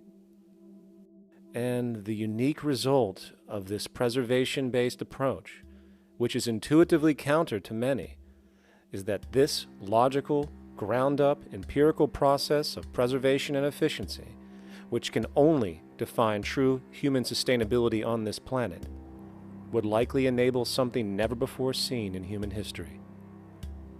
Access abundance, not just for a percentage of the global population, but the entire civilization. This economic model, as was just generalized, this responsible systems approach to total Earth resource management and processes, designed again to do nothing less than take care of humanity as a whole in the most efficient and sustainable way, could be termed a resource-based economy. The idea was defined in the 1970s by structural engineer Jacques Fresco. He understood back then that society was on a collision course with nature and itself, unsustainable on every level. And if things didn't change, we would destroy ourselves one way or another. Are all these things you're saying, Jacques, could they be built with what we know today, or are some of these things, are you guessing based on what we know today? No. All of these things can be built with what we know today. It would take 10 years to change the surface of the Earth, to rebuild the world into a second Garden of Eden. The choice lies with you. the stupidity of a nuclear arms race, the development of weapons, trying to solve your problems politically by electing this political party or that political party, that all politics is immersed in corruption. Let me say it again. Communism, socialism, fascism, the Democrats, the liberals, we want to absorb human beings. All organizations that believe in a better life for man, there are no Negro problems or Polish problems or Jewish problems or Greek problems or women's problems. They're human problems. I'm not afraid of anybody. I don't work for anyone. No one can discharge me. I have no boss. I am afraid to live in the society we live in today. Our society cannot be maintained by this type of incompetency. It was great, the free enterprise system, about 35 years ago. That was the last of its usefulness. Now we've got to change our way of thinking or perish. The horror movies of the future will be our society, the way it didn't work. And politics would be part of a horror movie. Lots of people today use the term cold science because they're analytical, and they don't even know what analytical means. Science means closer approximations of the way the world really works. So it's telling the truth, is what it is. A scientist doesn't try to get along with people. They tell them what their findings are. They have to question all things. And if some scientist comes up with an experiment that shows certain materials have certain strength, other scientists have to be able to duplicate that experiment and come up with the same results. Even if a scientist feels that an airplane wing, due to mathematics or calculations, can hold up a given amount of weight, they still pile sandbags on it to see when it breaks. And they say, you know, my calculations are right, or they're not correct. I love that system because it's free of bias and free of thinking that math can solve all the problems. You have to put your math to test also. I think that every system that can be put to test should be put to test, and that all decisions should be based upon research. A resource-based economy is simply the scientific method applied to social concern, an approach utterly absent in the world today. Society is a technical invention, and the most efficient methods of optimized human health, physical production, distribution, city infrastructure, and the like reside in the field of science and technology, not politics or monetary economics. It operates in the same systematic way as, say, an airplane, and there is no Republican or liberal way to build an airplane. Likewise, nature itself is the physical referent we use to prove our science, and it is a set system, emerging only from our increased understanding of it. In fact, it has no regard for what you subjectively think or believe to be true. Rather, it gives you an option.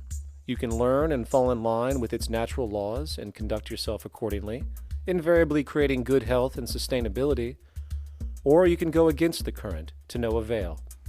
It doesn't matter how much you believe you can just stand up right now and walk on the wall next to you. The law of gravity will not allow it. If you do not eat, you will die. If you are not touched as an infant, you will die. As harsh as it may sound, nature is a dictatorship, and we can either listen to it and come in harmony with it, or suffer the inevitable adverse consequences. So, a resource-based economy is nothing more than a set of proven, life-supporting understandings where all decisions are based upon optimized human and environmental sustainability. It takes into account the empirical life ground, which every human being shares as a need, regardless, again, of their political or religious philosophy. There is no cultural relativism to this approach. It isn't a matter of opinion. Human needs are human needs, and having access to the necessities of life, such as clean air, nutritious food, and clean water, along with a positively reinforcing, stable, nurturing, and non-violent environment, is demanded for our mental and physical health, our evolutionary fitness, and hence the species' survival itself. A resource-based economy would be based upon available resources. You can't just bring a lot of people to an island or build a city of 50,000 people without having access to the necessities of life. So when I use the term a comprehensive systems approach, I'm talking about doing an inventory of the area first and determining what that area can supply, not just architectural approach, not just design approach, but design must be based on all of the requirements to enhance human life. And that's what I mean by an integrated way of thinking. Food, clothing, shelter, warmth, love, all those things are necessary. If you deprive people of any of them, you have a lesser human being, less capable of functioning. As previously outlined, a resource-based economy's ground-up, global, systems approach to extraction, production, and distribution is based upon a set of true economic mechanisms, or strategies, which guarantee efficiency and sustainability in every area of the economy. So, continuing this train of thought regarding logical design, what is next in our equation? Where does all this materialize? Cities.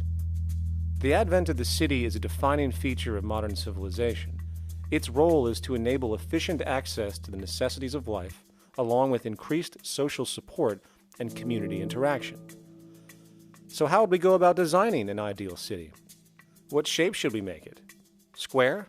Trapezoid? Well, given we're going to be moving around the thing, we might as well make it as equidistant as possible for ease, hence the circle. What should the city contain? Well, naturally we need a residential area, a goods production area, a power generation area, an agricultural area. But we also need nurturing as human beings, hence culture, nature, recreation, and education. So let's include a nice open park, an entertainment events area for cultural purposes and socializing, and educational and research facilities. And since we're working with a circle, it seems rational to place these functions in belts based on the amount of land required for each goal, along with ease of access. Very good. Now, let's get down to specifics. First, we need to consider the core infrastructure, or intestines, of the city organism. These would be the water, good, waste, and energy transport channels. Just as we have water and sewage systems under our cities today, we would extend this channeling concept to integrate waste recycling and delivery itself. No more mailmen or garbage men. It is built right in. We could even use automated pneumatic tubes and similar technologies. Same goes for transport. It needs to be integrated and strategically designed to reduce or even remove the need for wasteful, independent automobiles. Electric trams, conveyors, transveyors, and maglevs, which can take you virtually anywhere in the city, even up and down, along with connecting you to other cities as well. And of course, in the event an automobile is required, it is automated by satellite for safety and integrity. In fact, this automation technology is in working order right now. Automobile accidents kill about 1.2 million people every single year, injuring about 50 million. This is absurd and doesn't have to occur. Between efficient city design and automated driverless cars, this death toll can be virtually eliminated. Agriculture. Today, through our haphazard, cost-cutting industrial methods, using pesticides, excessive fertilizers, and other means, we have successfully destroyed much of the arable land on this planet, not to mention also extensively poisoning our bodies. In fact, industrial and agricultural chemical toxins now show up in virtually every human being tested, including infants. Fortunately, there is a glaring alternative: the soilless mediums of hydroponics and aeroponics, which also reduce nutrient and water requirements by up to 75% of our current usage. Food can now be organically grown on an industrial scale in enclosed vertical farms, such as in 50-story 1-acre plots, virtually eliminating the need for pesticides and hydrocarbons in general. This is the future of industrial food cultivation, efficient, clean, and abundant.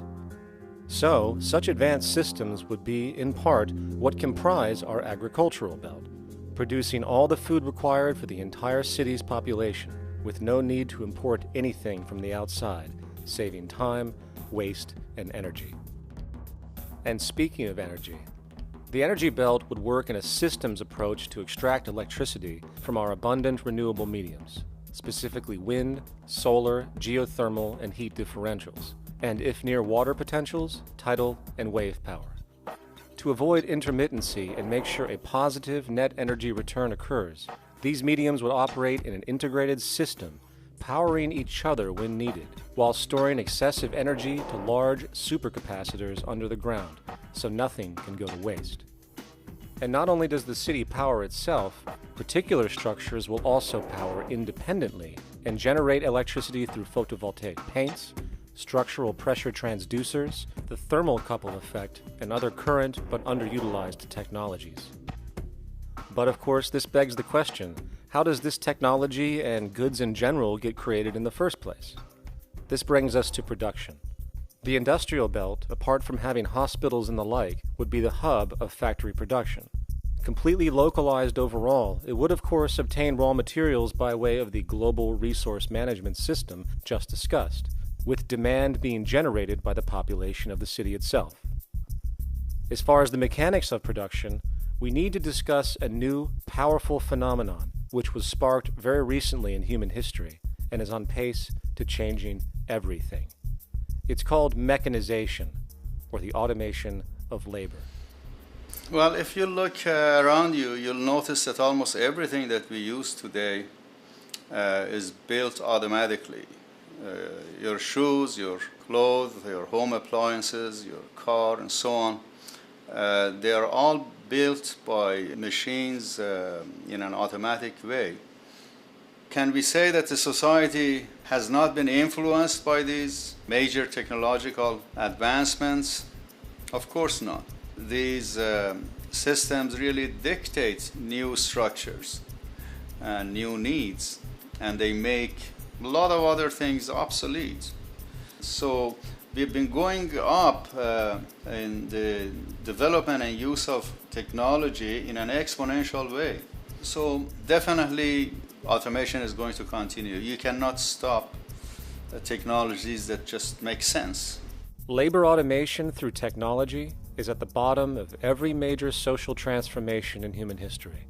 From the agricultural revolution and the invention of the plow, to the industrial revolution and the invention of the powered machine, to the information age we live in now through essentially the invention of advanced electronics and computers. And with regard to advanced production methods today, mechanization is now evolving on its own, moving away from the traditional method of assembling component parts into a configuration into an advanced method of creating entire products in one single process. Like most engineers, I'm fascinated by biology because it's so full of examples of extraordinary pieces of engineering. And what biology is the study of things that copy themselves. Of course, that's good a definition of life as we've got. Again, as an engineer, I've always been intrigued by the idea of machines that would copy themselves. RepRap is a three-dimensional printer. That's to say, it's a printer that you plug into a computer, and instead of making two-dimensional sheets of paper with patterns on, it makes real, physical, three-dimensional objects. Now, there's nothing new about that. 3D printers have been around for about 30 years. Big thing about RepRap is that it prints most of its own parts. And so if you've got one, you can make another one and give it to a friend, as well as being able to print lots of useful things. From the simple printing of basic household goods in your home, to the printing of an entire automobile body in one swoop, advanced automated 3D printing now has the potential to transform virtually every field of production, including home construction. Contour crafting is actually a fabrication technology, the so-called 3D printing, when you directly build a 3D object from a computer model. Using contour crafting, it will be possible to build a 2,000 square foot home entirely by the machine in one day. The reason that people are interested in automating construction is that it really brings a lot of benefits. For example, construction is pretty labor intensive, and although it provides job for a sector of the society, it also has issues and complications. For example, construction is the most dangerous job that there is. It is worse than mining and agriculture. It has got the highest level of fatality almost in every country. Another issue is the waste. An average home in the United States has 3 to 7 tons of waste. So this is huge if we look at the impact of construction and knowing that about 40% of all materials in the world are used in construction. So big waste of energy and resources and big damage to the environment as well. Making homes using hammers and nails and wood with the state of our technology today is really absurd and will go the way of our labor class in regards to manufacturing in the United States.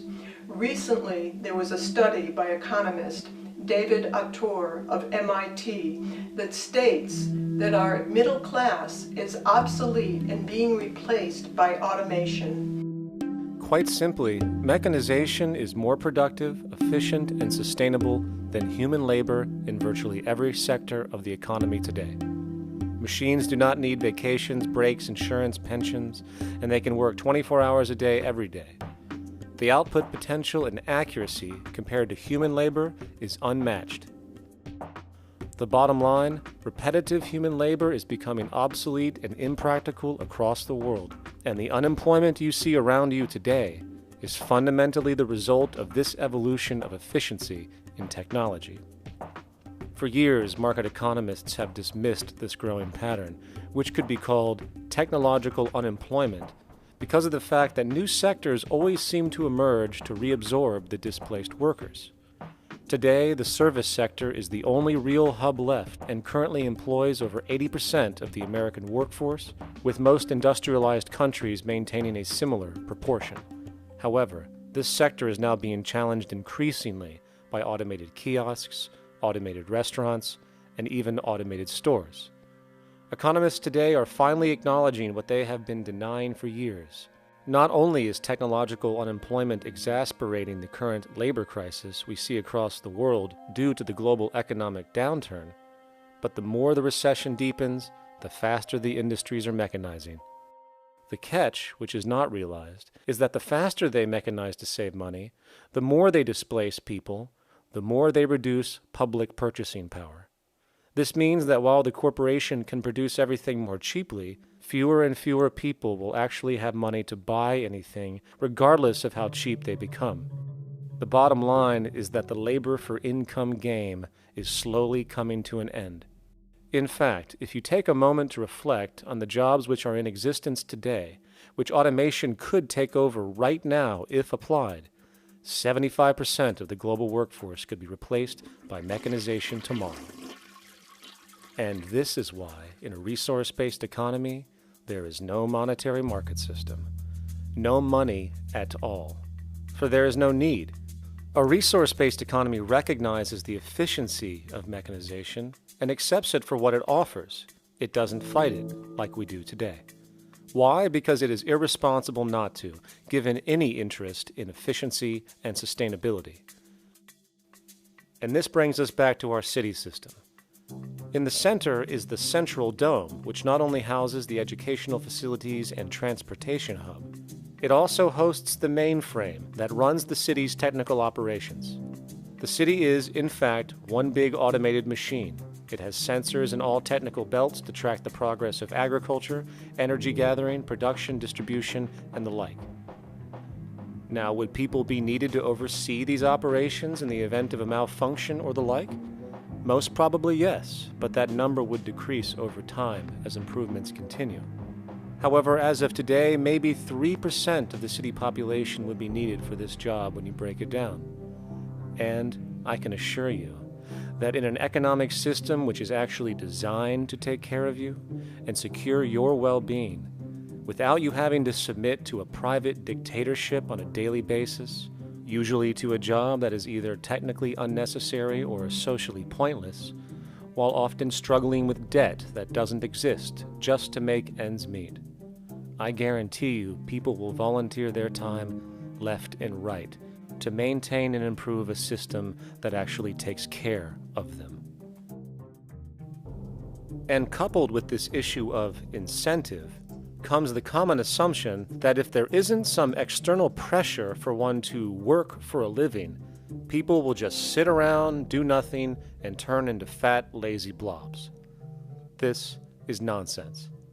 The labor system we have today is in fact the generator of laziness, not a resolver of it.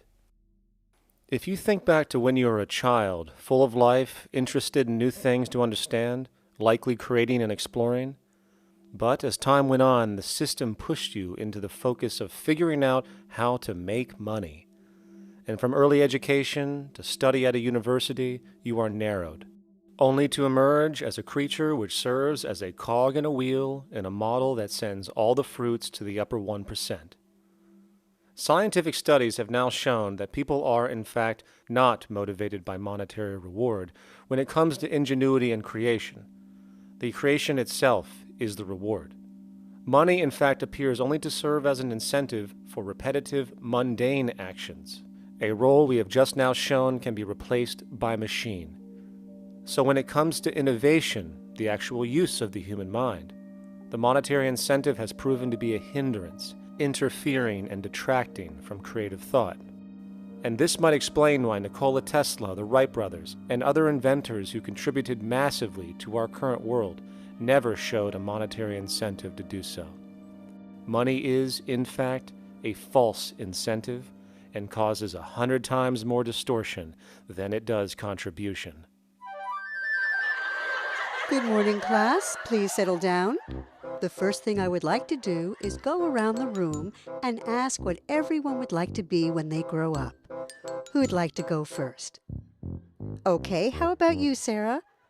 When I grow up, I want to work at McDonald's like my mom. Oh, family tradition, eh? How about you, Linda? When I grow up, I'm going to be a prostitute on the streets of New York City. Oh, glamour girl, huh? Very ambitious. How about you, Tommy?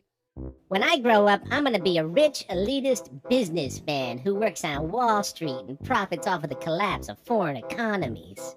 Enterprising, and great to see some multicultural interest. As stated before, a resource-based economy applies the scientific method to social concern, and this isn't limited to simply technical efficiency. It also has the consideration of human and social well-being directly and what comprises it. What good is a social system if, in the end, it doesn't produce happiness and peaceful coexistence? So it is important to point out that with the removal of the money system and the necessities of life provided, we would see a global reduction in crime by about 95% almost immediately, for there is nothing to steal, embezzle, scam, or the like.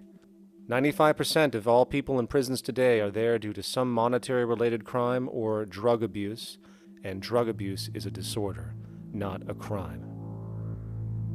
So what about the other 5%, the truly violent, often seeming to some as being violent for the sake of being violent? Are they just evil people? The reason that I frankly think it's a waste of time to engage in moral value judgments about people's violence is because it doesn't advance by one iota our understanding of either the causes or the prevention of the violent behavior. People sometimes ask if I believe in forgiving criminals. My answer to that is, no, I don't believe in forgiveness any more than I believe in condemnation. It's only if we as a society can take the same attitude of treating violence as a problem in public health and preventive medicine rather than as a moral evil. It's only when we make that change in our own attitudes and assumptions and values that we will actually succeed in reducing the level of violence rather than stimulating it, which is what we do now. The more justice you seek, the more hurt you become, because there's no such thing as justice. There is whatever there is out there. That's it. In other words, if people are conditioned to be racist and bigots, if they're brought up in an environment that advocates that, why do you blame the person for it? They're a victim of a subculture. Therefore, they have to be helped. The point is, we have to redesign the environment that produces aberrant behavior, That's the problem, not putting a person in jail.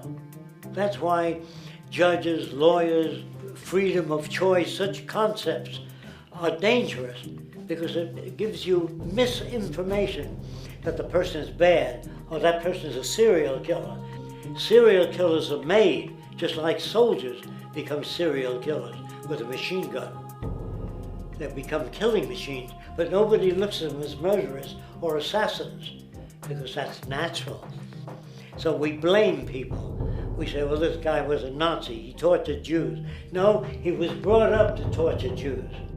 Once you accept the fact that people have individual choices and they're free to make those choices, free to make choices means without being influenced. And I can't understand that at all. All of us are influenced in all our choices by the culture we live in, by our parents, and by the values that dominate. So we're influenced. So there can't be free choices. What's the greatest country in the world? The true answer, I haven't been all over the world, and I don't know enough about different cultures to answer that question. I don't know anybody that speaks that way. They say, it's good old USA, the greatest country in the world. There's no survey. Have you been to India? No. Have you been to England? No. Have you been to France? No. What do you make your assumptions on? They can't answer. They get mad at you. They say, well, God damn it, who the hell are you to tell me what to think? You know, don't forget, you're dealing with aberrated people. They're not responsible for their answers. They're victims of culture. That means they've been influenced by their culture.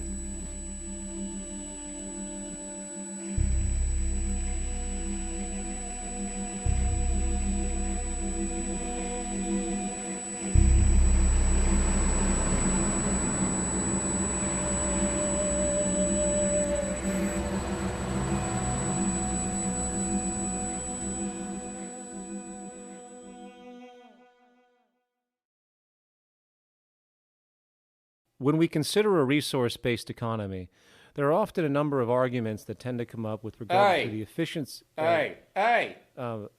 Now hold on just a minute. Yes? I know what this is. This is called Marxism, buddy.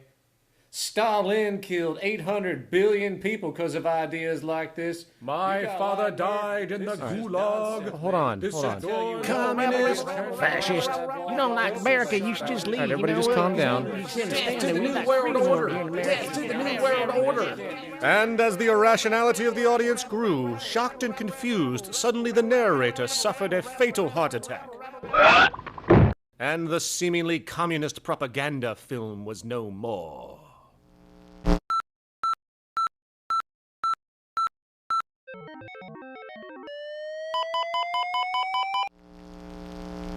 You know, I've said that sort of thing to people in think tank type of situations, and you know, these Club of Rome types and so forth. Marxist. What Marxist? Where did that come from?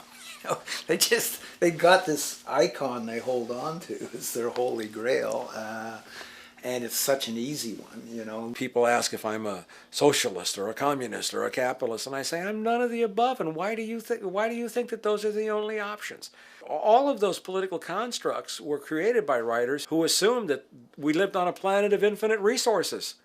Not a one of those political philosophies even contemplates that there might be a shortage of anything.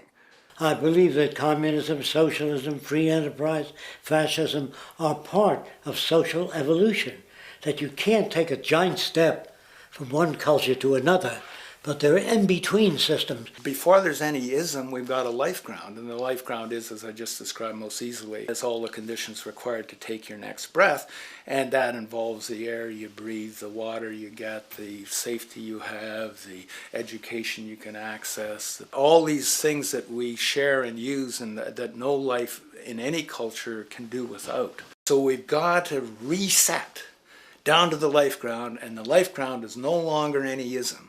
It's life value analysis.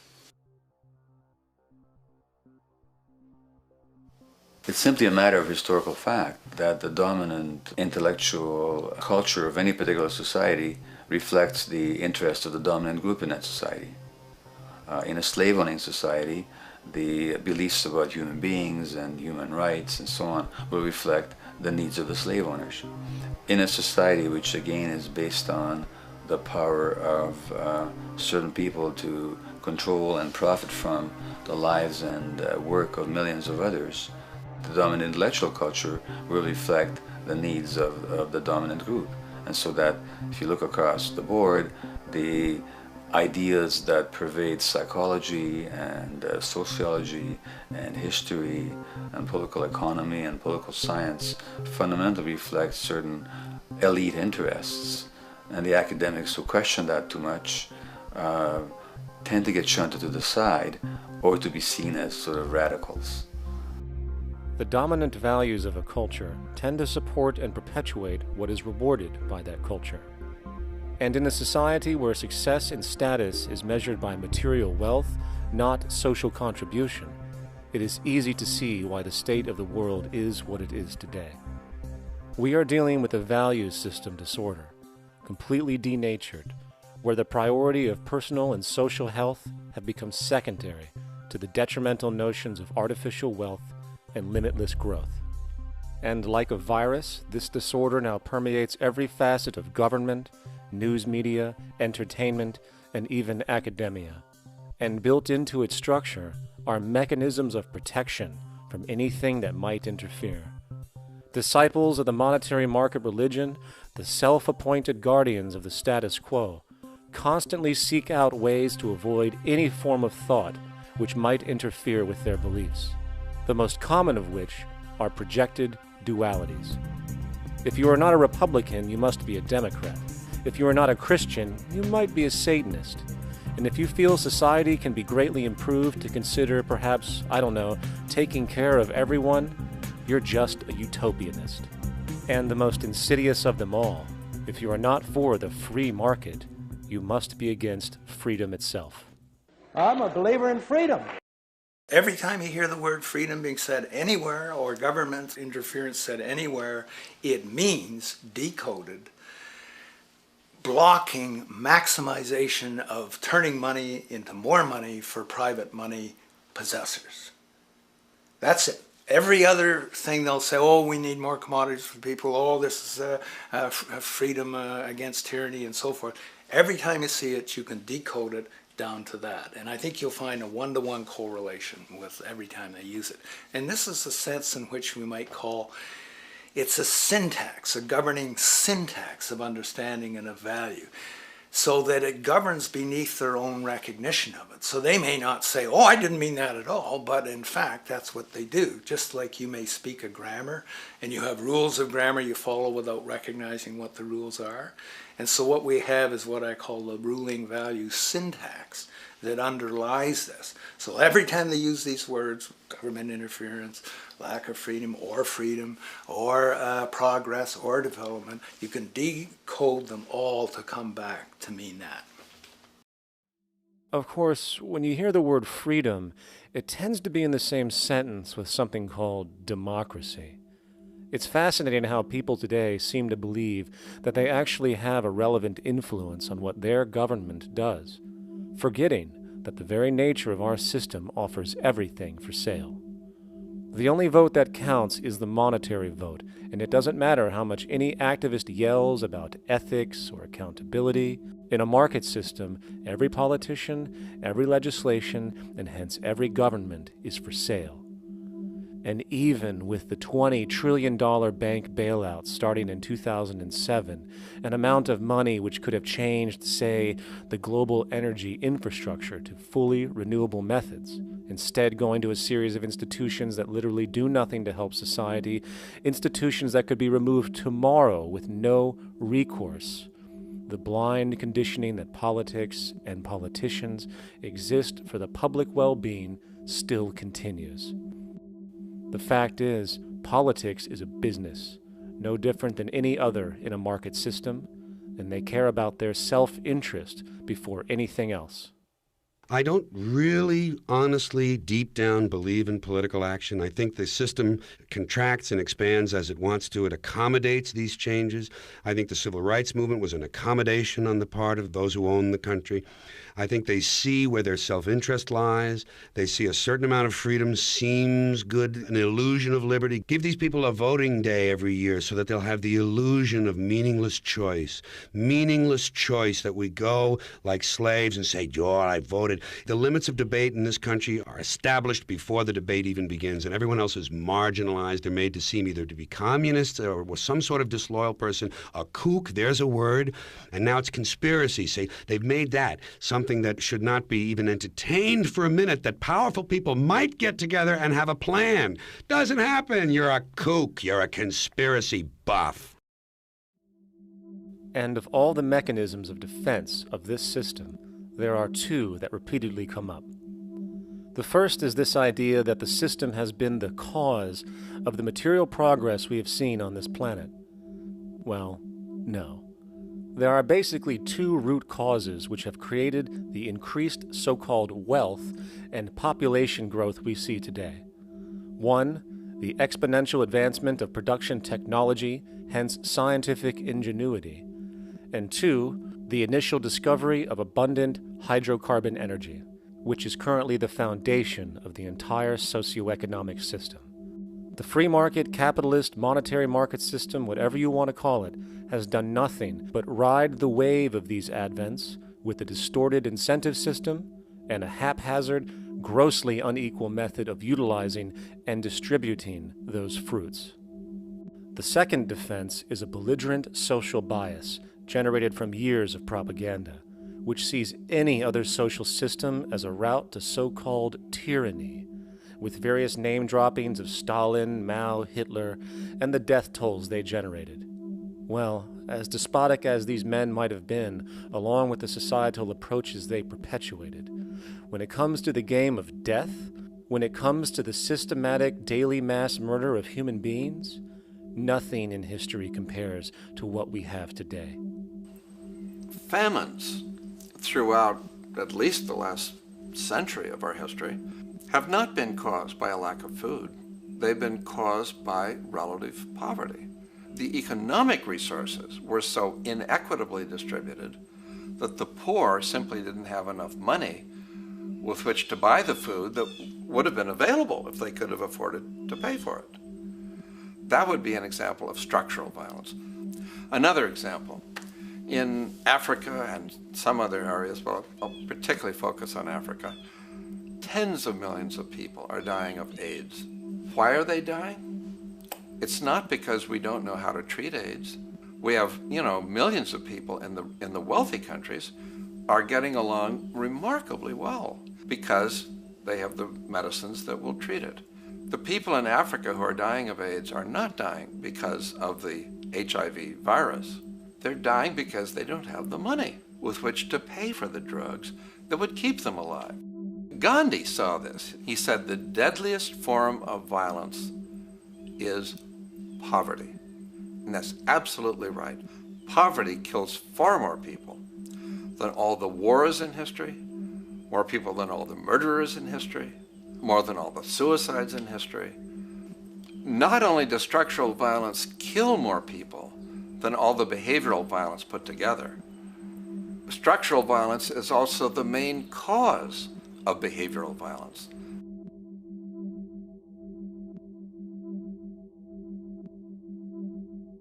Oil is the foundation of, and it is present throughout the edifice of human civilization. There are 10 calories of hydrocarbon energy, oil and natural gas, in every calorie of food you and I eat in the industrialized world.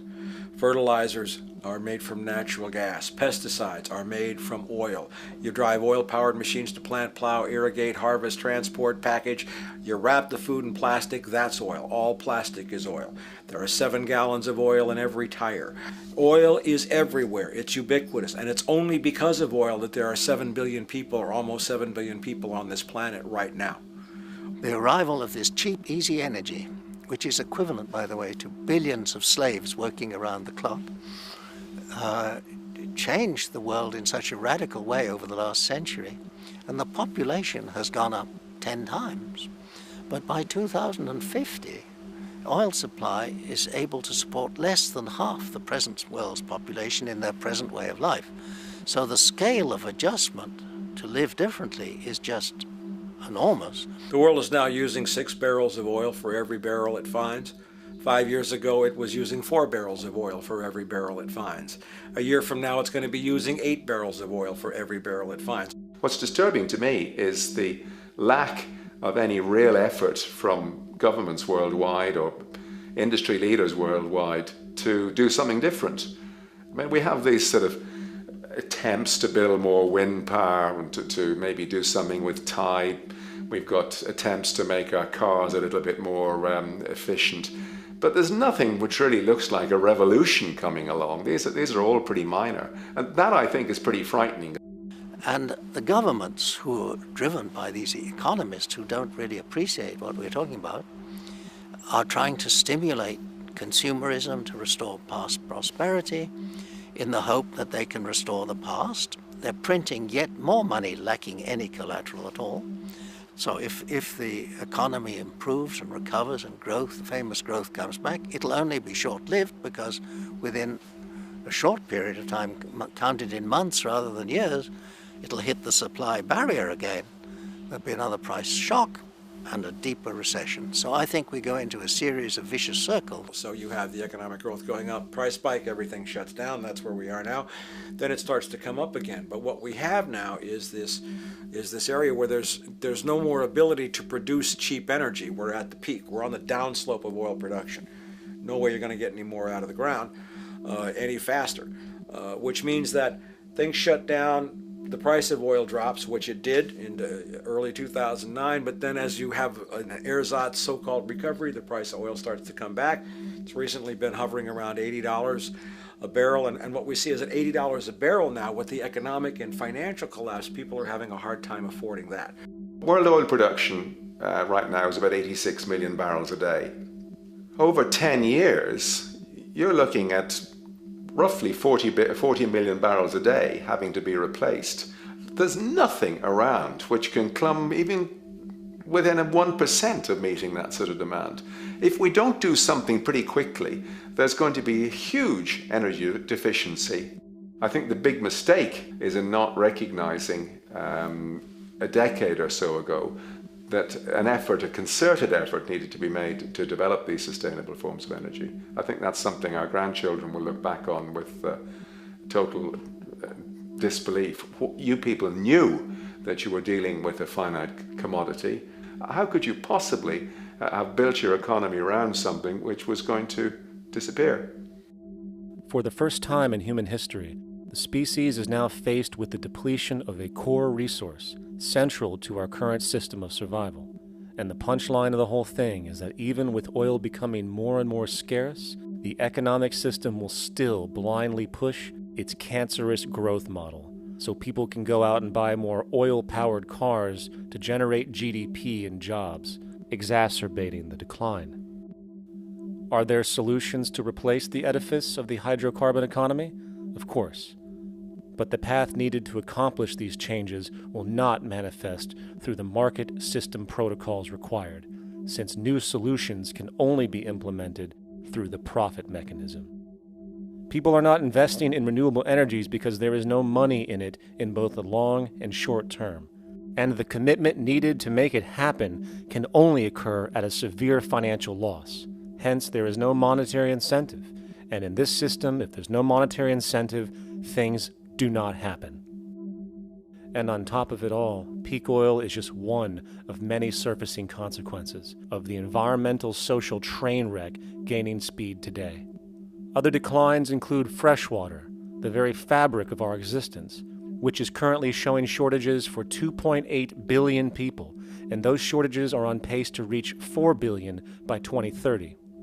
Food production, the destruction of arable cropland, from which 99.7% of all human food comes from today, is occurring up to 40 times faster than it is being replenished.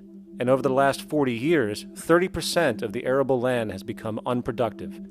not to mention that hydrocarbons are the backbone of agriculture today, and as it declines, so will the food supply. As far as resources in general, at our current patterns of consumption, by 2030 we will need 2 planets to continue our rates, not to mention the continual destruction of life-supporting biodiversity, causing extinction spasms and environmental destabilization across the globe. And with all of these declines, we have the near exponential population growth, where by 2030 there might be over 8 billion people on this planet. Energy production alone would need to increase 44% by 2030 to meet such demand. And again, since money is the only initiator of action, are we to expect that any country on the planet is going to be able to afford the massive changes needed to revolutionize agriculture, water processing, energy production, and the like, when the global debt pyramid scheme is slowly shutting the entire world down? Not to mention the fact that the unemployment you currently see is going to become normality due to the nature of technological unemployment. The jobs are not coming back. And finally, a broad social perspective. From 1970 to 2010, poverty on this planet doubled due to this system. And given our current state, do you honestly think we will see anything less than more doubling, more suffering, and more mass starvation? There is not going to be any recovery. This is not some long depression that we're someday going to pull out of. I think the next phase we're going to see after the next round of economic collapse is massive civil unrest, when employment checks stop being paid because the states have no money left. And when things get so bad that people lose confidence in their elected leaders, they will demand change if we don't kill each other in the process or destroy the environment. I'm just afraid that we might get to the point of no return. And that bothers me no end. We do all we can to avoid that condition. It's clear that we're on the verge of a great transition in human life. That what we face now is this fundamental change of the life we've known over the last century. There has to be a link between the economy and the resources of this planet, the resources being, of course, all animal and plant life, the health of the oceans and everything else. This is a monetary paradigm that will not let go until it's killed the last human being. The in-group will do all it can to stay in power. And that's what you got to keep in mind. They'll use the Army and Navy and lies or whatever they have to use to keep in power. They're not about to give it up because they don't know of any other system that will perpetuate their kind.